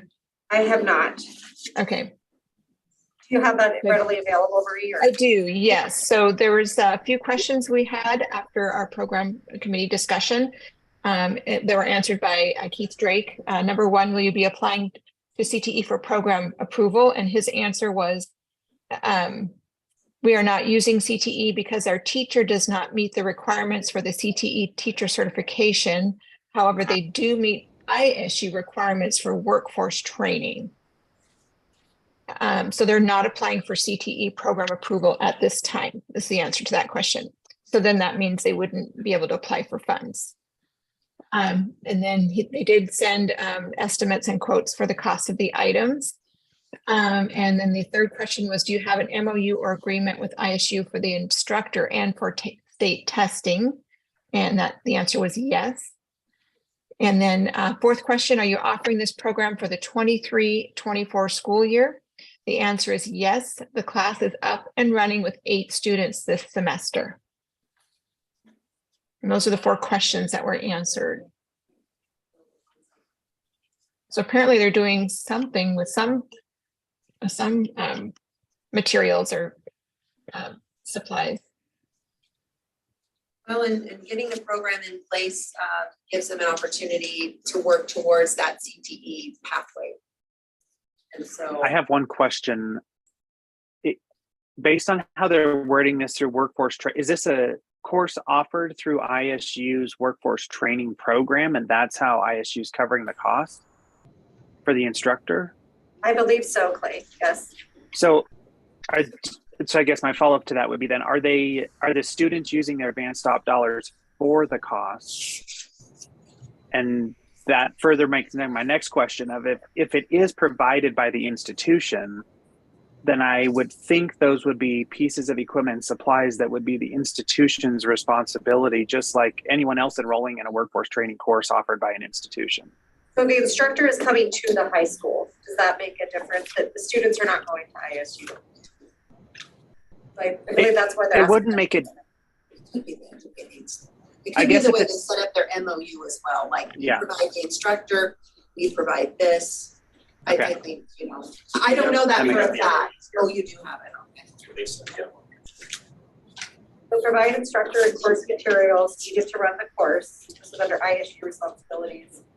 Work with Firth High School to ensure the lab and equipment meets the state requirements and the classroom space is conducive for learning. To provide manual skills and written testing for completed students.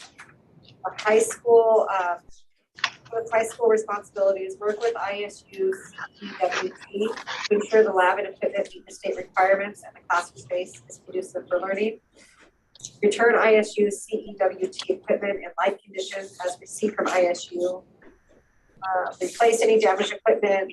Ensure students have the appropriate textbooks, so that is on the district. Advise students about the course expectations and notify ISU if the student stops attending the class.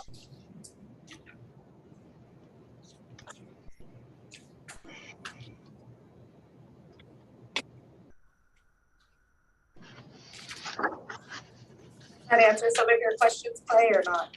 Are we feeling good about this? I hate to be stalled out, on this particular one. It looks like they're organized, prepared, they've got partners. They're clearly demonstrating the program is up and running already. It's not a year down the road. They're building something, working towards a pathway. I don't think anyone's going to argue the need. Let's get students of Firth more into this. So I don't have it, I'm sure I do, but it's somewhere in this. Tell me the breakdown of $84,000. Oh, of the first one, of seating. no, it's just 25. 25. It's 25. Yeah. So The majority goes to the lab stations. that's what it's. The majority of it, yeah.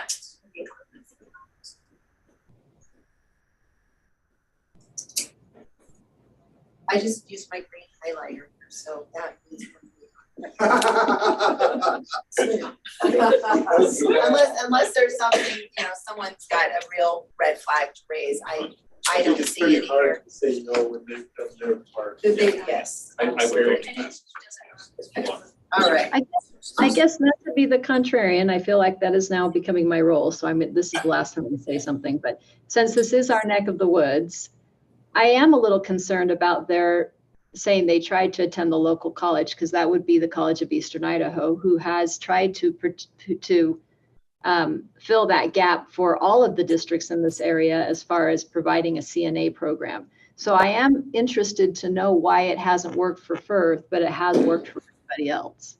So, and is it really a transportation issue, or it's just inconvenient? Because of course it would be 40 minutes down the road to the College of Eastern Idaho, but Blackfoot's coming 30 minutes down the road, and Rigby's coming 30 minutes down the road. So I'm just kind of curious about that. But that doesn't mean it's not a good program and we shouldn't do it. It just is something that I'd like to know more about, since We we may are. see, we may see program requests from Blackfoot and Rigby after this. They may say, we can do something here in a partnership as well. I made a note, I can talk to Rick Amen and kind of see, but. Yeah, I would talk to Rick about it, just because I feel like it also just is, now we have kind of competing messages, support College of Eastern Idaho because we are doing this for the local high schools. Well, now you're not. That's not saying, maybe there's enough demand outside of the high schools that everybody has enough students and it's not an issue. I'm always a little, it's all state funds, right? So let's not duplicate services. Well, and Firth may be they may have put more pieces of this into place than other schools. They may be further down the road, and anyway. Sure. We can certainly ask. Those are good questions. Let's go on to, we've got two more in our new programs. Hobbs Middle School, recommendations on each of these. Also, you'll see in your notes to come without their request for instructor travel, which I think matches up nicely with our earlier conversation. 3, Allison. This is a request to start a business management pathway at the middle school level to allow students to continue on through to high school. It is a request for computers, for the computer lab, and also for the testing for students to earn Microsoft and Adobe certification. And this was the number 6 ranked priority for the subcommittee. I think with just some questions around all of these are good certifications that benefit students. Does it meet the intent of what we're trying to do? Maria or Angelique, do you have something to add to that? Again, what we looked at here was, our question was, does it meet all 4 points of the intent? But the other thought is these are, with these computers and these certifications, these are foundational skills that can help students with success in high school and in future careers. So these are, from that perspective, seems like a good investment. I also did like the local industry partnerships they have in the that were mentioned in the application. I'm not sure how deep those partnerships are, but it certainly looks as if these students are getting exposed to companies and careers at a young age.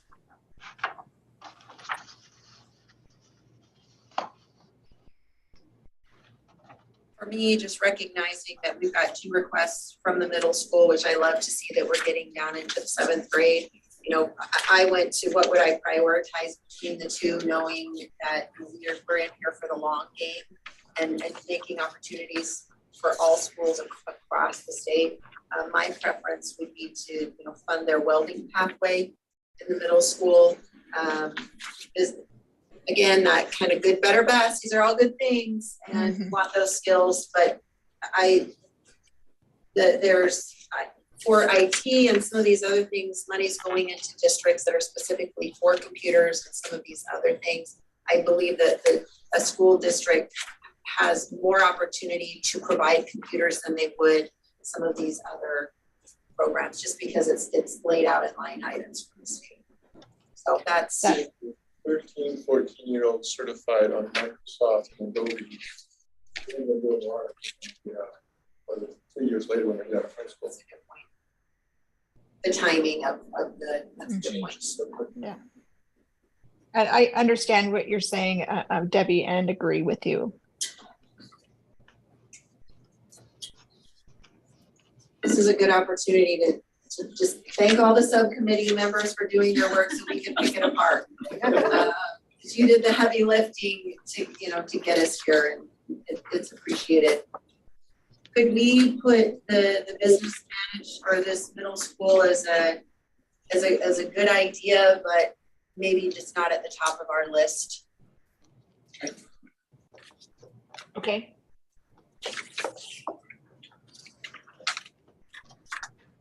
Well, then with that, moving on, Marie, want to talk to us about the welding pathway?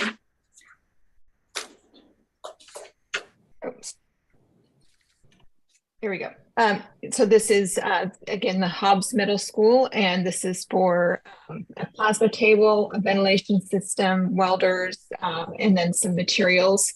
There is travel that we would need to remove from this application, but it looks like it's going to provide some great opportunities for kids, again, for some fundamental skills. And the new pathway is, new pathway is ag ornamental horticulture. And I'm assuming that the high school has got a program in place that this will just feed right into what they've got. I love that. That's always. Mm-hmm. So the question I have is, under the equipment, maybe I just talk about welding. When it says a greenhouse building, I'm thinking plants. Is that greenhouse building plants, or is there something for welding where you go into a greenhouse to weld? You have to weld. I think that's their project. I think Their project is they're welding the greenhouses together. Gotcha. And then they can use the greenhouse for something else. So that's good. Okay. Double whammy. So just my one note that we did not receive an itemized, we received a quote for the ventilation for the welding, but not an itemized. So if this is one that the council wants to move forward, we may want to recommend an up to dollar amount to see what that actual ventilation system is. That was the there is a wish list as an attachment with links to some of the actual products that they're looking to purchase.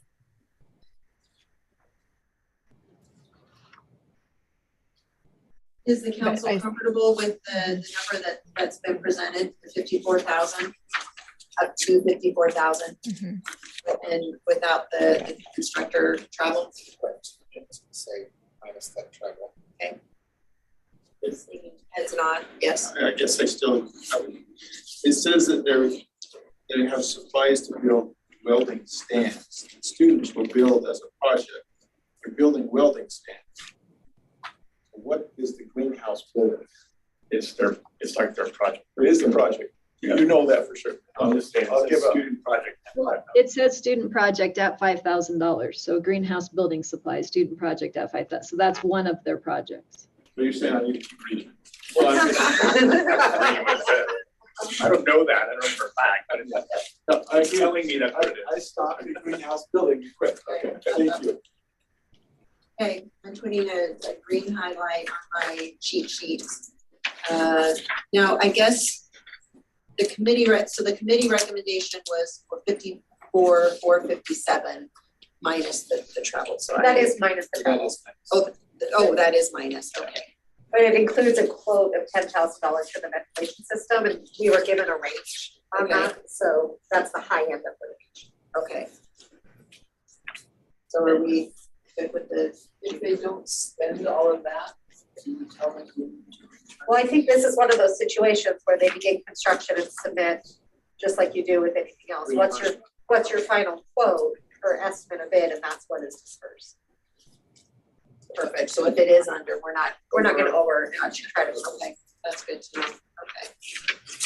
Okay. Okay. Well, I have 3 projects that we can take action on. Potlatch High School, Perth High School, and Hobbs Middle for their welding pathway. And so I know that Allison, in her diligence and detailed carefulness with everything that she's got. She has specific motions for each of those. Could we do one motion for just all of them at the same time rather than, okay. And so in that case, Does someone want to wordsmith that, or do you want? yeah, so I'm gonna think of how to do that on the fly. Tell me which one's for this. Potlatch, First high school and the certified nursing assistant, and then the hospital school level. And the dollar amounts were $989,190. That's what we settled on for potlatch. $25,375 for first. And up to $54,457 for hospital school. and that's really what the motion would be. Those three projects for the numbers that you just said. Natalie, will that work for you? Motion wise? Is there a second? Second. Thank you, Rodney. Discussion of this motion. All in favor, please say aye. Aye. Any opposed? Look, it sounded unanimous, but I also don't want to assume. All right. Thank you. Okay, well, let's take a break and stand up, get our blood back up to our brains and all of that. And so then we'll come back. Let's see, where are we at? 11. Let's come back in about 10 minutes. So those online, we'll take about a 10-minute break, let you also stand up, get a drink, and Clay can walk outside and smell the fresh air and get revived. And then we'll come back in and Lex and or Judy are out anyway, take us through Lex for the capital projects. We're working right through these. I love it.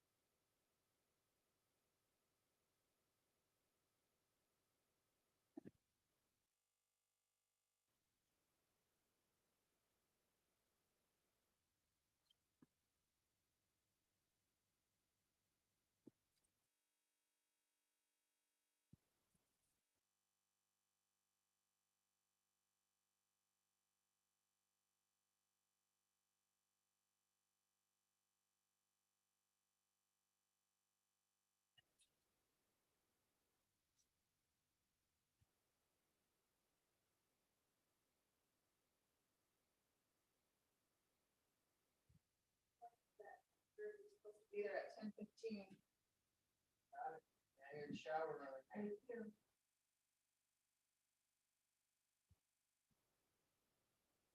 Respect for other people's time, I guess.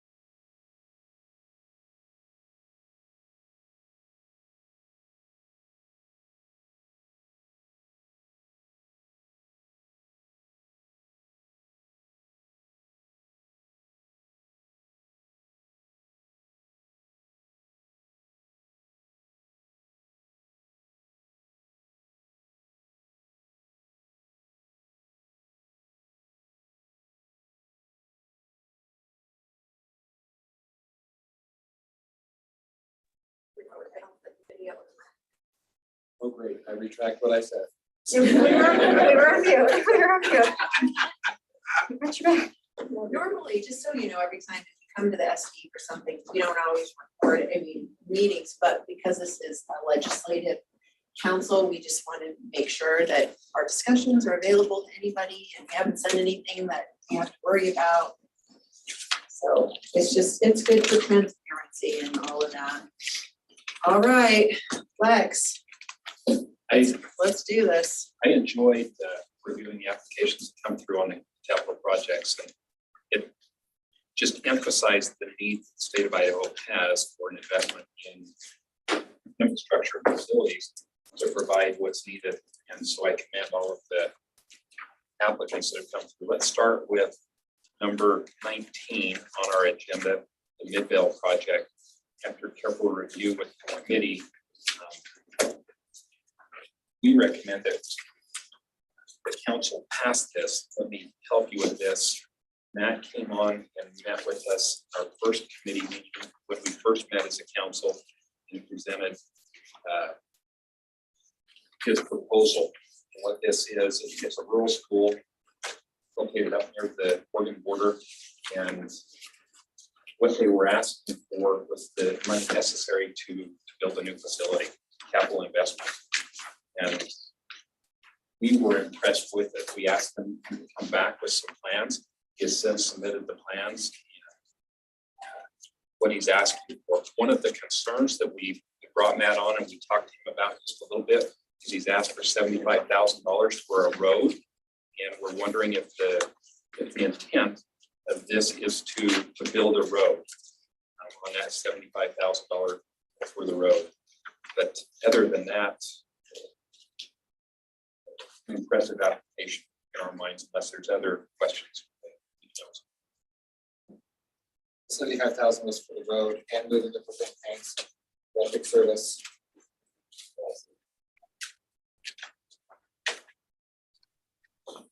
Lex, just for information, this program did receive a Leading Idaho grant for $48,000. So we just would want to make sure that it's not. I'm looking at their approved list now, but it looks like there's a plasma cutter. So based on the equipment they've asked for, just making sure that it's not duplicative. We did ask Matt that question in the committee meeting, and he said it was separate from this application, that they were not related. He did, right? Okay, perfect. This one feels Feels good. like an easy one. I think But it checks the boxes and Yeah, I ranked all 8 of these capital projects, just my own internal ranking of each one. This was the second best or well documented, I would say. It was very thorough. And it was again, it was the 7th, ranking 7th in the total ask of the capital project. So it wasn't, as far as the capital projects went, it wasn't a massive ask. But it was very well prepared. So on the bids, Yeah. big one. So on the one bid, it has the 48 by 60 and then the link to 20 by 60 link to. Is this put the link to another one on the other side of the building? Yes. Yes. Yep, there it is.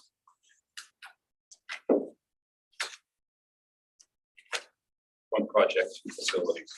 And this is the plan. We're not trying to give an idea of what they're trying to do. They won't build off of that. And there's no fluff. I just, it didn't I look like didn't see just the road and I'm going, really, is that fluff? But in my opinion, and my thoughts as I worked through this, could that $75,000 be utilized to increase greater access to other students throughout the state as well? Could it be spent in a better form? And I think it's important for Midvale, but I think there's probably a greater ask somewhere else in the state for that $75,000. I believe the road is currently gravel. It's not, it is what he explained. It's just, this would make it a true road, but it's still, they're still able to not access. driving over the brush. No. Right. Gotcha. It would improve the A lot of aesthetics and schools do access. that, so, okay. Other questions, or I'm green highlighting. my own system of management here. And with the committee recommendation of the $1,058,000. That's minus the road, correct? Those That is are correct. numbers total up. Okay, all right, Give me that total. $1,058,000.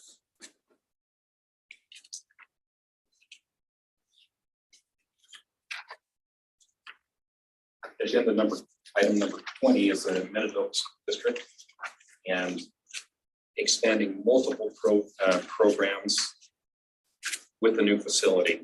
And so the community's been working for 7 to 10 years to raise money, work with industry partners.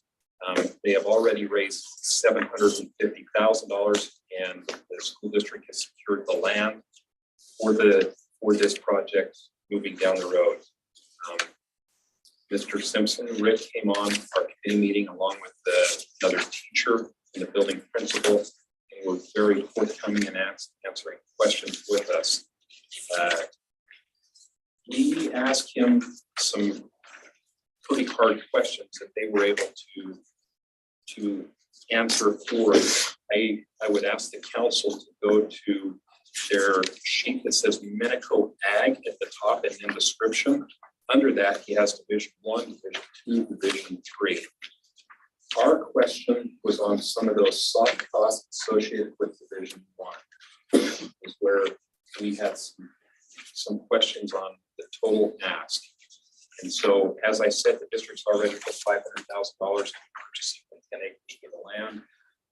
They've already moved down the road with some of the associated costs for the project. This would expedite the project, increase access, help them get over that hurdle.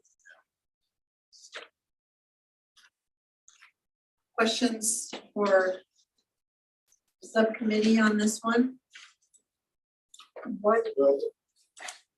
I just say one comment, I need to check, I do believe I took the contingency out of the total ask prior to this council, so if this does move forward, we may want to reword that dollar amount, but the contingency back. What, the contingency was 750. Yes. If that's something the council wants to. Without doing the, what percentage of the total budget is that? This I could figure out on my phone. I'm not good with the quick math on that. It is about 15%. Is that about, feels high. Yeah, that That's would well. be nice. Dana, what, I mean, when you're in this industry, what for school district, what, I mean, what's a decent contingency on a project like this?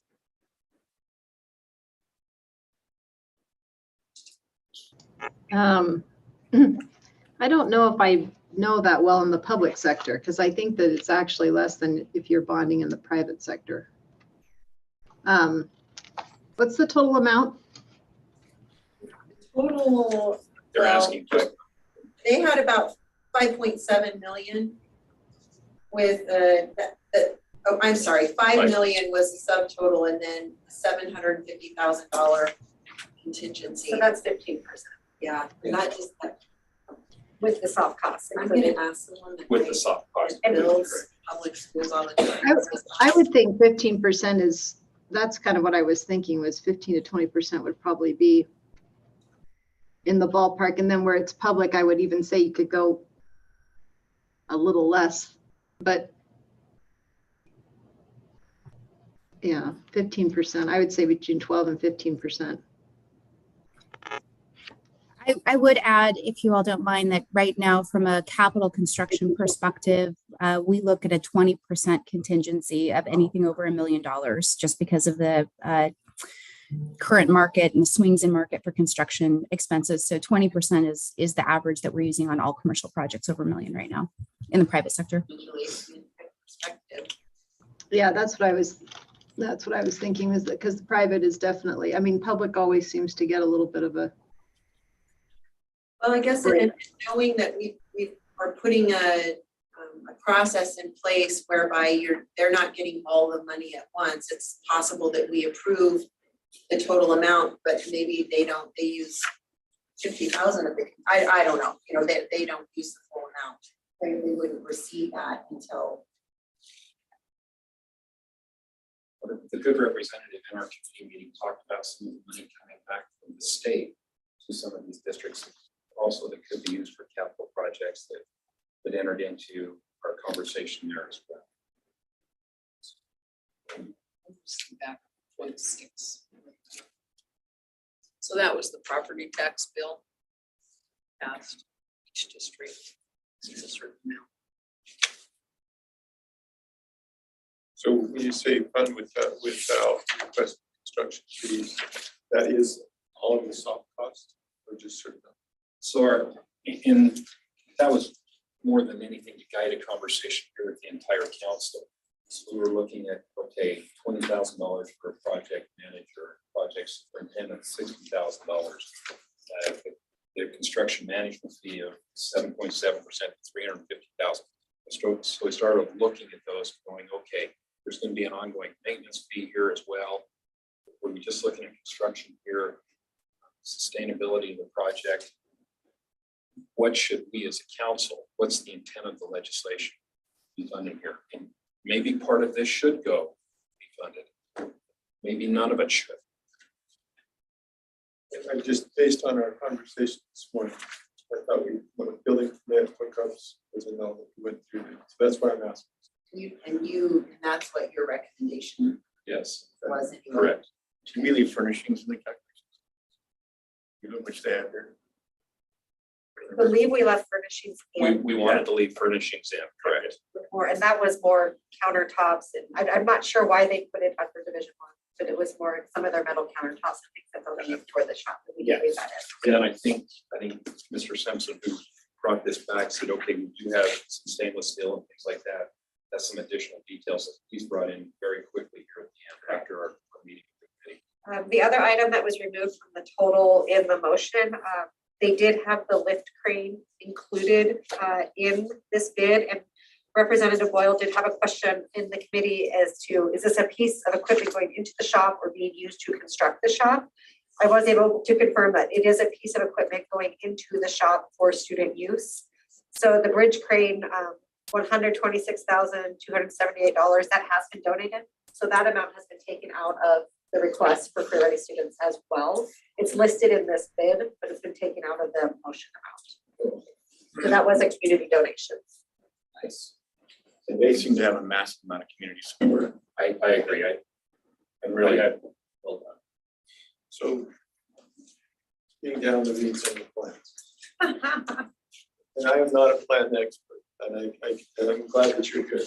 So this summer, I have been working on kind of a little project of standardizing, making a standardized cookie cutter plan for schools, for high schools, middle schools, elementary schools. That as a state, we could say, here's the blueprints. You want to use them, help you along, free of charge, and maybe even an incentive to use those. So I worked with an architect to say, no fluff whatsoever. We just want it. We're going to put the money into the classroom. So these are just questions. We have offices for teachers. I am not a teacher. So do we need offices for teachers in? So we've got 4 offices set up in 4 different rooms for teachers. Do we need that? Is that considered fluff? Do we save some money by putting the money into the classroom and not into the office? Bring it up. Question. I don't, it's not fluff. I'll let the teachers in the room. But their dollar per square foot is pretty low, about 170 square foot at my counselor, which currently is Really good. really. And I think it depends on the class too. In a welding class, like you don't want all of your school computers, your curriculum, everything out. Dirty. Like in a normal, like other classrooms, I don't know that the office would be necessary in this, in my opinion. We share classrooms with where I teach. We're moving all the time. It's Yeah. nice. And we move. And so a place to be able to sit down and go to work and have your materials and keep your student information secure is critical. All right, and then the other one, the other 2 is the break room. We break room. This is where I think, we decide as a council, here's the money. Let them decide. Am I Let going them- down the weeds? Is that what Yes. you're saying? And because we're friends, I can, Yes, you yeah, can. I can do that, but we're friends after this. Yeah, absolutely. No, I think that this is where what you're working on Okay. is needed and helpful for the purposes of this council. We're gonna say they've been at this for so many years, and it's very possible that they might be working with architect that, you know, it's not your way. Anyway, what I'm getting at is, We don't know. yeah. Like I said, yeah, anyway, these are good questions, but I don't think for the purposes of what we're trying to do, we say, we're gonna ask you to maximize, you know, your square footage, your student uses, which I guess because Minidoka is in my backyard, you know, I know, like, you know, the people there too. They're not gonna get the community would not tolerate fluffy Yeah. there. And $170 a square foot, they've done tremendous. That's like unbelievable at the moment. So Correct. So, all right, I'm gonna put green here. And we can come back and. So the total with the recommendation would be 4,146,910. Do we just want to round? But we need to put, we need to put the contingency back in. So, because you took the Yes. contingency out. Yeah, So let's So yes. I agree. add that. So let's have the new, so plus the 750. And we're not gonna make the motion yet anyway, but I have asked someone that I trust that builds schools all over the state. They're a construction management group, they're a builder of what, oh, look, here he is. Okay, so not to slow us down, but I did ask, what's an appropriate, so I didn't even try to, prejudice, but I just said, what's an appropriate contingency percentage for a construction project in the public schools arena? He said, I would say 2 to 3% for the construction contingency, 5% for the construction and design, so 10% would be sufficient. If a project is in design development and not fully designed, 15% would be appropriate for carrying a budget until the design is complete. So I think they're on track because the design isn't complete, so they may not use all of that. In that case, we're not gonna give them all of that anyway. And their numbers are 15%. Yeah, Yes. okay. We have an outside independent person that doesn't know we're talking about Minidoka. All right, so let's get the new total with the 15 or with the 7. Roughly 4.9. It would be 4.9 rounded up. It'd be 4,896,910. So we could say up to 4.9 million. Okay, I like that. Debbie, just out of curiosity, and not to slow things down, I guess I'm just curious. So if they start construction and things get away from them, what happens? I mean, I guess they get a half constructed building, or they just have to try to figure that out. We don't worry about that. I don't know. I think if something, this is just my own opinion, that something catastrophic happens that is completely unprepared for COVID. I mean, it doesn't even have to be that extreme, but for whatever reasons, aluminum is worse than ever, or whatever it is, I would hope they'd come back to us. We don't want to leave someone with a half-finished building because of something that nobody could foresee. And they'd come back and say, look, no one knew X, Y, or Z. I would hope we would finish the project. It wasn't because it was poorly managed or way under, there's some reasons where I would say, I don't know. But I think that in good faith, we work with people. And that would be my. So we might, as a committee, just keep that in mind. I mean, we might consider a contingency on capital improvements ourselves. Just to have in reserve as these projects go forward. It's just so tenuous at the moment with construction. Good idea. It really is. I like that. Dana, that's wise. Okay.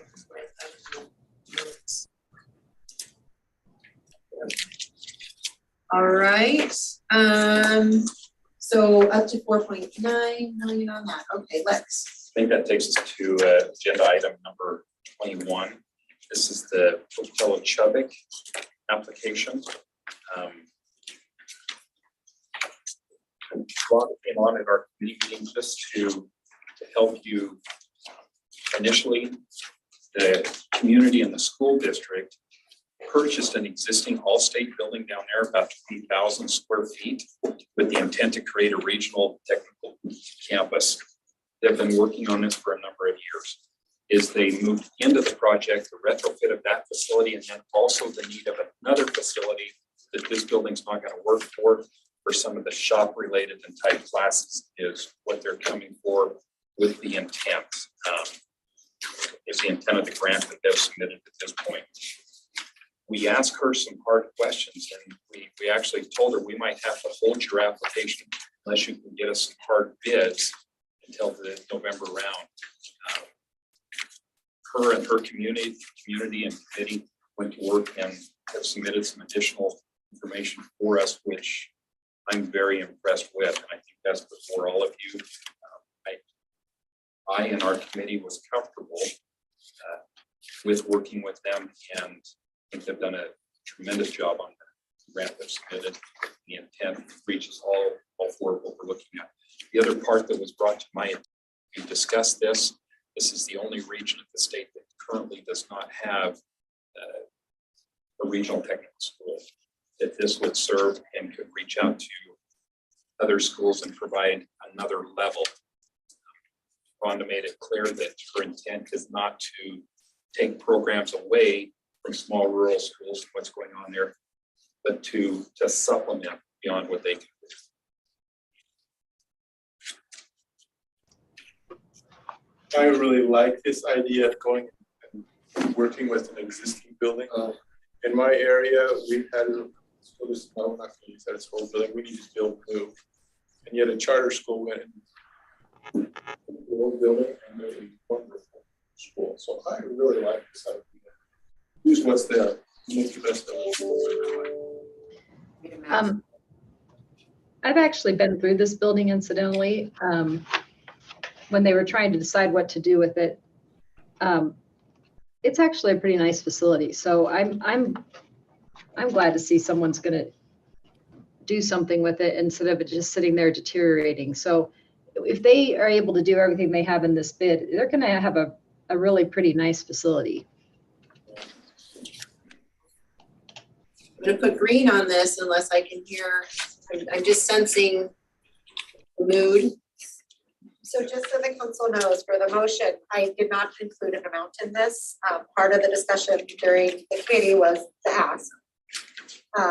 And then also, so with the bid that we received from Headwaters Construction, there are soft costing there as well. So you may want to take a moment to do that to see. Did you add up what, I mean, based on our morning conversation, do you have any sense of what? I can add them up. What the soft costs are. Okay, Yeah, well, let's do that before we come back around to the motions. Yeah, I will do that. If we're a conditional green for now, pending, let's see what that number is. So maybe just a question, so and maybe we don't care. One of the programs that they're having is commercial photography. It doesn't fall within our realm, what we're doing, but certainly the capital building overall doing that's. I guess there's going to be more. There's going to be stuff hot inside that building that maybe doesn't fit within what we're supposed to be doing.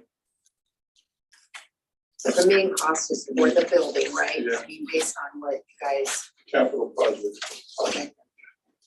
Well, and hopefully they'll let local industry drive programming. I mean, that's what we're hoping that they'll go in. What do the local businesses need? Let's have, maybe I'm unaware of photography needed. I don't know. I don't want to be too critical of that. At a post-secondary level, when it comes to photography, there's a lot of connections to CTV that really aren't thought about. I mean, we do graphic communications and design that has to do with photography, as well as in my arena, taking pictures of food and for magazines and publications. And so there is a tie that can be there. I don't know if their curriculum is going to focus on those, but I can see where definitely graphics and print photography that has to be done for sites of billboards and sites of bands. And so that could fall into that location. Reviewing the price breakdown, they did a fabulous job doing this. So the cost of construction with general conditions, so that would just be general conditions and weather conditions allowance is just over $9 million. It's over 9 million. 9 million. The district is asking for 6.5 million. So we do have Rhonda on the phone now. I believe the difference is that they already have that money in place, either through the district or through donations in kind. If we want to bring her on to verify that, we certainly can. I'm comfortable knowing that. I mean, I don't want to keep anyone from having her come on, but understanding that the full cost is greater than what they're asking, that I'm comfortable with So that. the soft cost is not included in the 6.5. Correct. I'm not liking these. Yeah, I looked through too, and I only highlighted one thing that I'm not even sure is actually the soft cost, but This is the construction cost. yeah, I mean, the 8.2. I was just looking at. 8.3. Yep, and then plus, Incentives. Okay, that's what we get to. These are all the soft costs down here. And they're asking. Okay, so are we comfortable then with the 6.5, knowing that they've got the other accounted for? All right. Okay, next. Ladies and gentlemen, that is number 22. This is the application that's submitted by Swinburne. Let's get back to my notes here.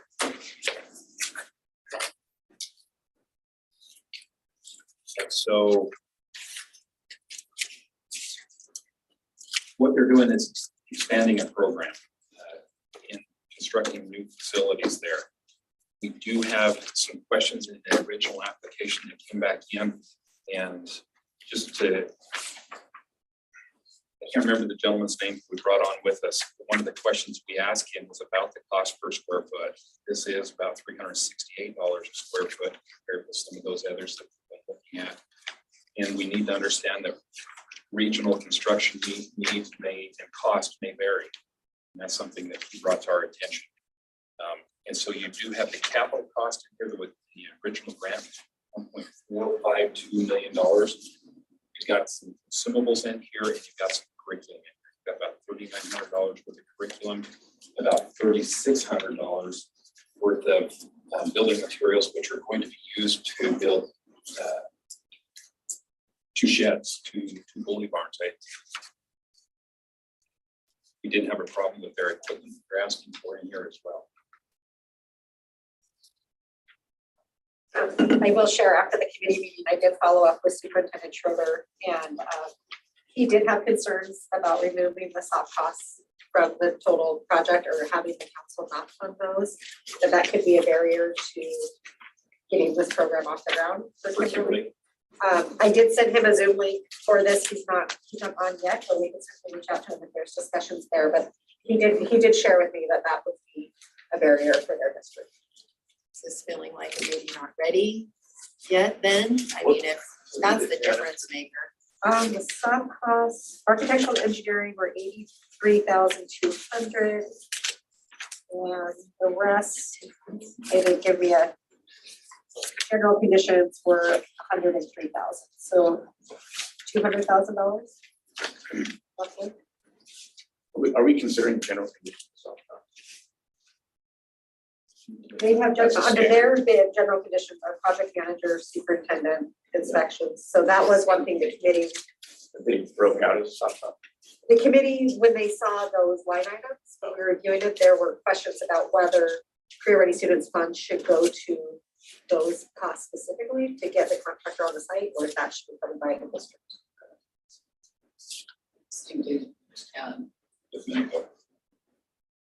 You're gonna receive $745,000 back in that property tax. Oh, Kimberly is going to receive that. Are they aware of that? I think think every school district's. Oh, you're very excited about it? Yeah. Having the information and knowing you have the information, right? Two different Yeah. things, but, I think you use that for that. so what was the, Allison, I'm sorry, what was the total again on that? Yeah, this, It was just under $200,000. So if we're pulling out design fees, architecture and engineering, for this project, it was $83,000. And then the general conditions, $103,000. so I guess I'm more inclined to put in the cost of the design fees. We've done that with the other ones. I mean, that's part and parcel with getting your buildings done. You have to pay for that, right? I mean, I Yes. don't know how else. To me, that's different than some other things. And then what was the other? The 103,130. 103, and that was for, That was for the project manager, the superintendent, special inspection, surveying, the job site trailer, just big things for the, oh, okay, to get the associated. contract on the okay. site, and then the building permit. as But well. those would be considered soft costs. I wouldn't, the building not in the permit to private- me is like, Private market. They would be. yeah, You could leverage those for sure. Have they done anything, and this is gonna sound really negative, but I don't see any partners listed. I do see partners in the back. Have they went after and tried to raise some of this money for those soft costs? Have they done their part? Have you seen on some of these others? Good. And I hate to see something, paper on that. Have they done some? Do you know? I guess. Well, I have written here many documented partners, manufacturing. So the 103 is for just the cost of, you're paying people to build the building. Yeah, that's right. And I thought they spoke about I it. don't- Like, How much is your building permit fee? What do they have down The there? building permit is $7,800. See, something like that, I think we pulled that out on the others. Whereas, the cost again to design and actually get it built. I mean, I feel like they can have some skin in the game Yeah. and figure out some of these How much things. skin, Dana? What skills? And Dana, I agree with you, because if there's skin in the game, now there's a commitment to sustaining it, to maintaining this facility. And moving forward, and I know the state comes in down the road with some help for that. But I think this is a very worthy project. I think it's something that I would feel comfortable moving ahead. But there's some of these costs that we've had, that we've told other applicants, not this one.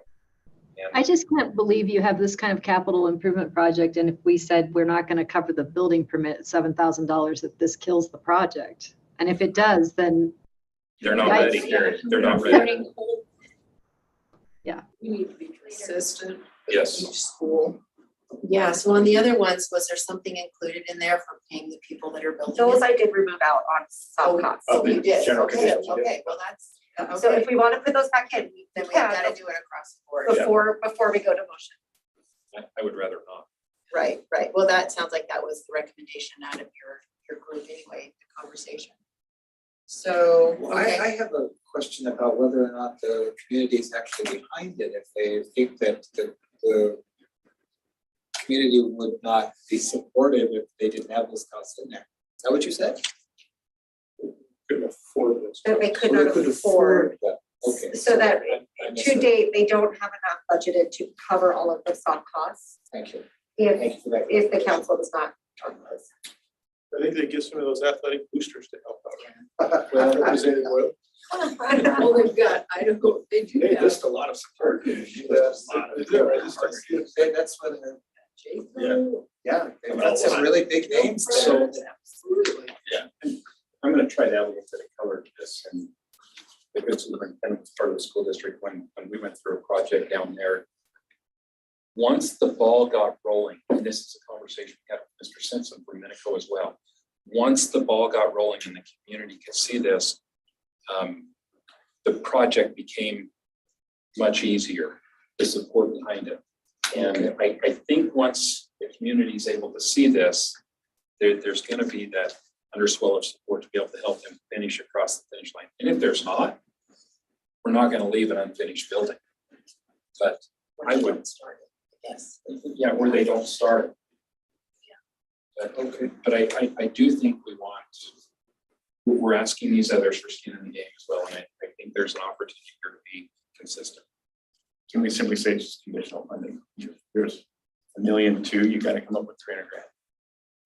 Would we put that Or the- 83 in for the design fees? I think we had design fees in some of the others. But I did pull them out when I adjusted. For everybody else you did, oh, okay. So at okay. the council, we can put them back in, but that would be No, no. something. No, I just wanted, that's just a question. Okay.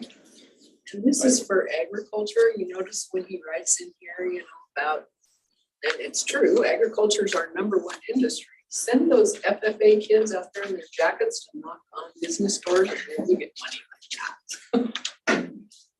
They have a tremendous program. What I'm hearing is, Kimberly, we'll make this a green light with the recommendation of the 1.5 being consistent with what we've pulled out on the others. And then Allison, when you speak with the superintendent, I mean, we'll wait to grant them the money. I mean, if it ends up being a complete deal breaker for them, and they say, hey, we can't get it done, then yeah, but we're applying the same rule across the board, because we're trying to maximize, again, that we can help everybody, but more people around the state, and that $200,000, you know, I guess may not seem like a lot. So 1.5 was the ask total. Oh, I see So what if you're we're going saying. to take that out. Oh, that's what, okay. So the total ask was $1,517,961.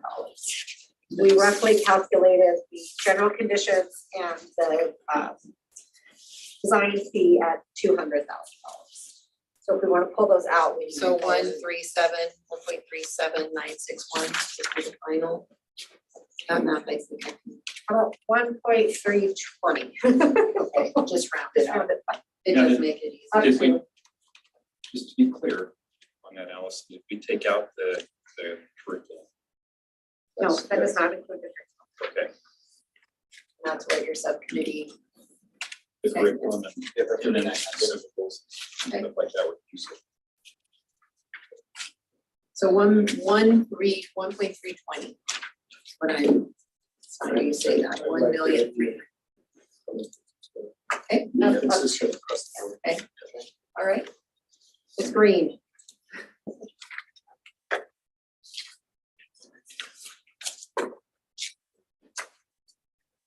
That brings us right into agenda item number 23, which is Cassia County on their diesel program facility expansion. Similar to what we've just been talking about with Kimberly, they have a regional technical center there and looking to extend the program offering into diesel. They've got some renderings in here, the shop as well, that they're proposing to build. We had a question on where the facility would be located. They have the ground already where that would be put, where that was going to be. And then we also looked at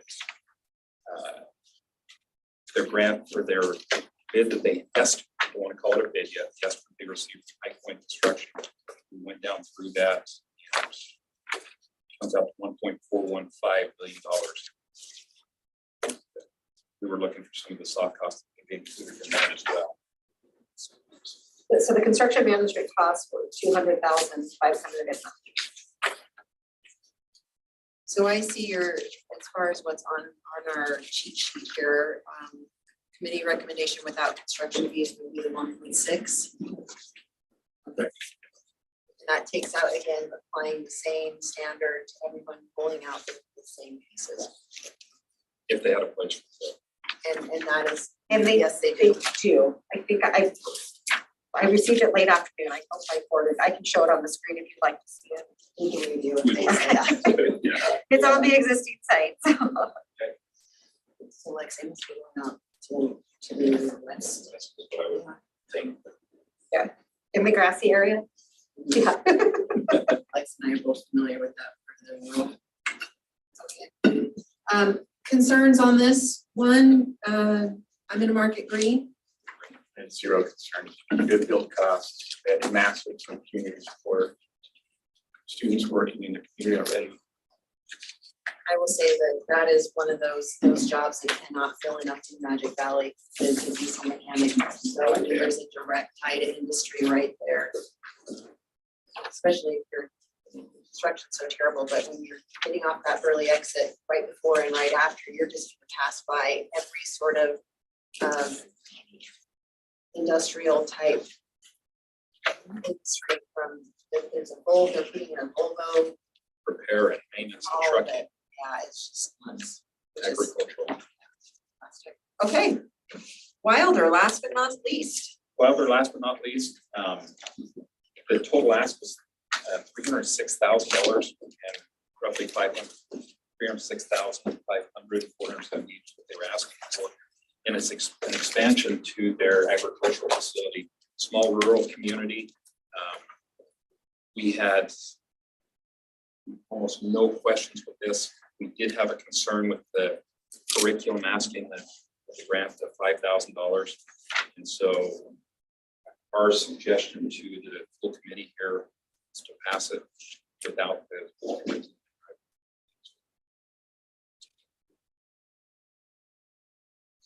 Same for what, 7 years? Yes, just This is another example of the last dollar ask. this is the last thing across the line. It's one of my highest scoring applications because of the best. Yeah, I ranked it number 1. Okay, and so 301, 478 without the curriculum. Okay. I'm gonna green light it. Wonderful, okay.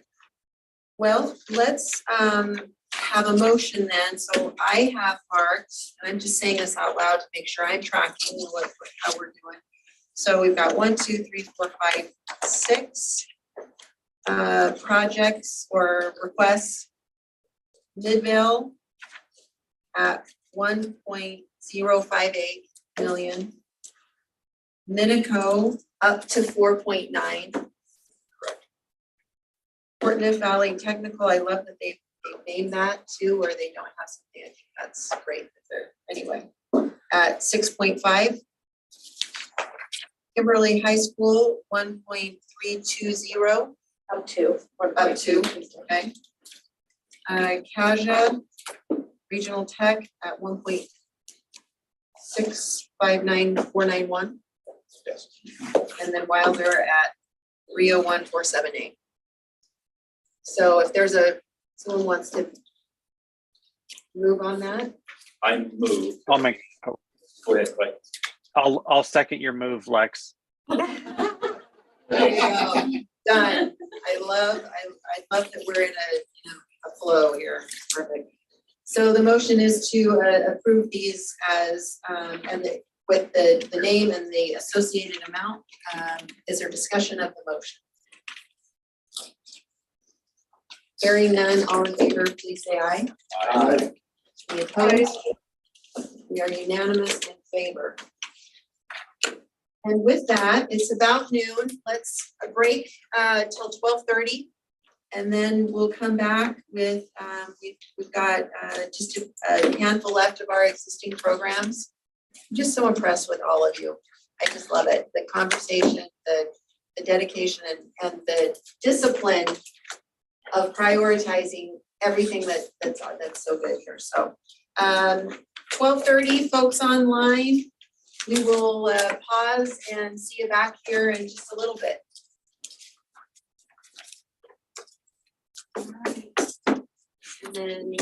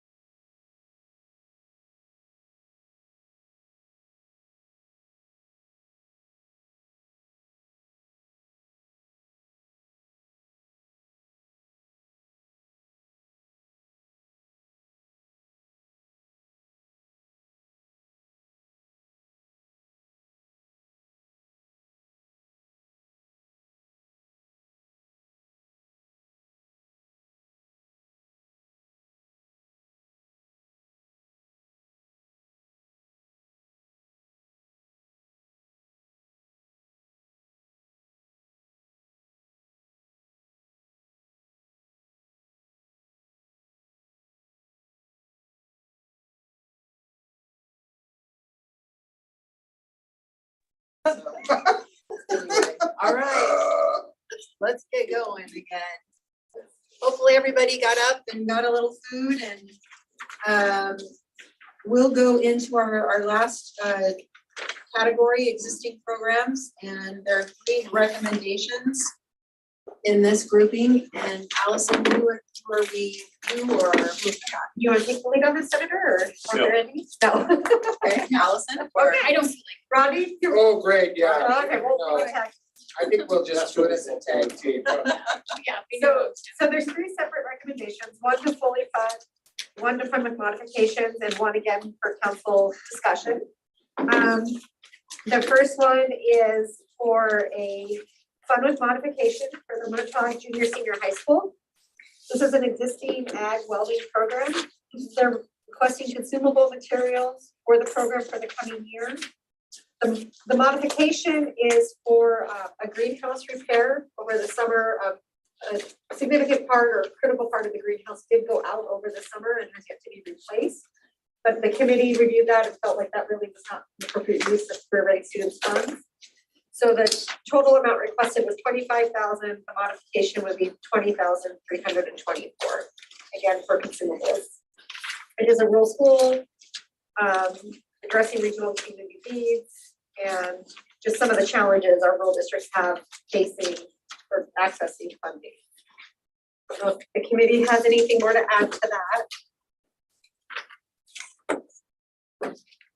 did Allison cover it? That is for you exactly what we folks? talked Any specific questions or concerns on this one? I think I'm shuffling papers real quick. I know, but, I'm putting mine in order. I should have done that before lunch. no, it's lunch we needed to. Okay, so.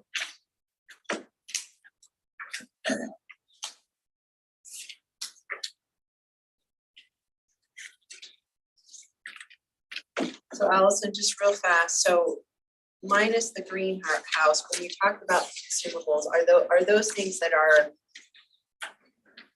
not like curriculum in this case? I mean, They're actual materials for the students to work on. Right. So it's lumber, plywood, steel, and PVC pipe and fittings.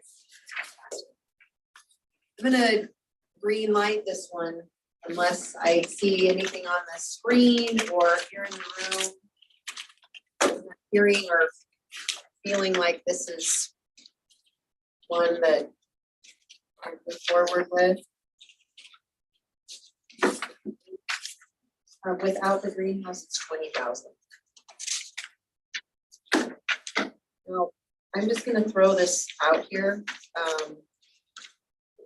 to ask if this is a thing, and maybe it's not. Again, we've never told any district that you can only apply for one time. We did award Murtaugh last time, which isn't to say we can't again, but thinking, you know, about limited funds, the regional statewide outlook. I just want to put that out there. Not saying it has to be an issue, but I'm gonna be that person. Anyone else that we've done twice? Not today. Not yet. Yeah, We do I'd say have- we ought to move on. But we have given $6 million away, so it's true. Yeah, I don't have a problem. If this is an identified need and it meets all our criteria, I don't have a problem. Okay, so I guess I'm just gonna, I was kind of on the same side of, do we wait till we go through, you know, another cycle before we award the same school district again? Or is it because the amount is low? That's where I'm at. Yeah, I think we're just Just being because it's creative, a low and amount? small amounts. Well, we talked about that too, about multiple schools being awarded because they submitted more than one application. They have submitted more than one, and we are starting to see that more frequency. So we'll be working with the districts as they submit them to say, okay, Right. we're not gonna tell you no, but we really need you to prioritize these Right. as they're coming in, so we know what the district's top priority is on now. Because I'm sure this is the instructor's top priority, but it may not be the district. Right. I agree. Will this, if we don't do any action on this, will this still be available for us to move for next time? Absolutely. My personal view is that they were really giving somebody, I'd say that's great. My for opinion. the next round. This would not double rounds. Even though 6 million versus. What do we give them 23,000 for, is quite a 50? I mean, it's two teachers, then the superintendent should probably fix it.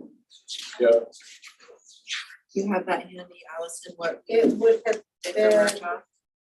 Is that on our like, 27,000 with to region 3 class. but this would be This would- region 4. Okay, 25,530. So they had 25,000 last time, and then this would be Additional. an additional 20. So you're still less than $50,000 So I- to the district. So I will just say this also. It's possible that we see 2 or 3 more from Murtaugh that are in the $20,000 area as well. And so, is there a consideration of what Allison is saying? I'm just being the devil's advocate here, that, every round we see $20,000 here and from the same district, and I don't want to just make it, well, it's a low dollar amount, therefore it's a for sure. Right. But rather, hey, are you guys coordinating as you send those in? Can you prioritize those? Because, at some point, we're, 20,000 and we're gonna be down to what? The same superintendent signed off on both these. I'm assuming. This is a small school. Oh, yeah, Murtaugh's small, like probably graduating class of 20. I'm not trying to, I just want to throw out different perspectives. Well, that's why we're here, is just trying to get those ideas. So. What program did get support last time? It was computers for their, like I for thought that was Microsoft Hanson. Suite. That was Oh, that was Hanson. Yeah, Oh. so Murtaugh, I believe, Scratch that, this is the first for Murtaugh. I think I'm this is the so first one from sorry. Murtaugh. I think Thank this is you, the it first one was I've seen. Hanson. Yeah, Oh, geez. Hanson. This is what happens when you can drive from Oakley to Filer and pass by 14 school Right. districts. It's like, oh, yeah, there's that one. Okay, So then this is a yes? yeah, This is sorry, first yeah, round. this is first round, okay, thank you, graduating class. yes. without the greenhouse part, or what is the council's? I'm gonna go with decision? what, I prefer to go with what the subcommittee recommended. You guys discussed it and I trust you and. Online, are we good with the green on this one? I apologize for taking an extra 5 minutes on it based on that. The people- Yes.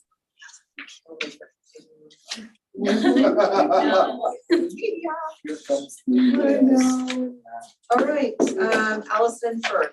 Firth High School, this is a request from Firth High School for new computers to support their business program and update their computer lab to allow students to work on current technology and software programs for certification.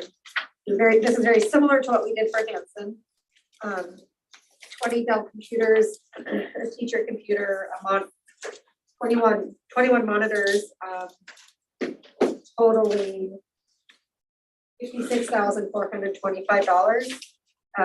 The committee put this forward as a discussion of bigger picture, where are we kind of at with computers and computer labs.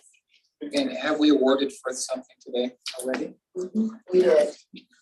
And I'll bet that would, I guess I should speak to them on what their priorities were, but I feel like the nursing program supports our mission more than the computer. I'm seeing Say it's hold for next round. hold for another, yeah. Agree. Yeah, it's definitely, it's not a bad thing, but this is a wait. Agree. We were also having that conversation about computers being something that we can find funding for relatively easy. So Senator was talking about that in my meeting as well. All right. And finally, the final proposal that came forward from the committee was for Marsh Valley High School. This is one of 2. It is a request for a lift for their auto service technician and mechanics program, totaling $5,347. The welding program, we did need some additional information that we're waiting to hear back from the high school, but the committee was comfortable with the auto service proposal. I guess I'll ask the subcommittee, is this one where if you were to prioritize between the welding program and, knowing that like first round, we're gonna do one, anyway, that you'd rather wait and get more info on the welding, or these things go together, or what was your discussion like? We really, the decision won't be made to go out this round. Correct? If you, correct, well, not till November. November would be the next decision-making meeting. So I'll go with what we got. Okay. Okay. Like I say, I trust the subcommittee on what you, yeah. So green, am I seeing heads nod, thumbs up? Thank you. Yes, You to our online people. yes. So with that, we would have a motion then to approve 2 items. Murtaugh Junior Senior High School at $20,324, Marsh Valley High School for $5,347. Was Nova removed from that list? Nova was removed from that list because Nova did receive a Leading Idaho 2.0 Okay, grant thank you. for the same request. That's why that note's on there. I said like, why? Love it. Thank You you, can Clay. confirm Make that. the motion. Thank you, Clay. We like this tag team. So I like it that we can show how we have anyway, multiple ways to wrap around these teams. I think that's fantastic. Second. Yep. Dana, was that you that said, or Marie, somebody said second? Yes, Marie. Can we have you be actually the motion maker? I heard someone make that. Was that Clay? Oh, I'm sorry. Did someone make the motion? I did, but.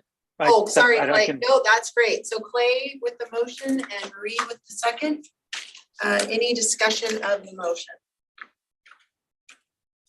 Hearing none, all in favor, please say aye. Aye. Any opposed? Looks like we're unanimous in favor. And had we known how efficient we were gonna be, but our online folks, you're free. We do need a motion to adjourn, however. Thank you, Rodney, second on the adjournment. Senator or Clay, whichever you want, Natalie. All in favor of adjourning, please say aye. Aye. Thank you all, Angelique, everyone, thank you so much. I feel so good about the efficiency by which we went through a lot of things. Thank you for the subcommittee work. More to come, and Allison now, I mean, Allison's never gonna be out of this, but she'll go back with and communicate with our districts on what's been awarded or where your status is and why. And then we will also make adjustments. She'll make adjustments to the application to reflect what we discussed as eligibility items out of the gate so that people know what the expectations are. If I may, Superintendent, one of the other requests that came out of the committee was a ranking for the committee and the council to use when reviewing these. So I think we'll stick with those 4 priorities that the superintendent identified and work on a point system for kind of 1, 2, 3, 4 to help you all as you're reviewing these and kind of give us a little bit more standing when we make these decisions. Wonderful. Well, again, thank you. Have a wonderful afternoon. Thank you. See you later. Thank you.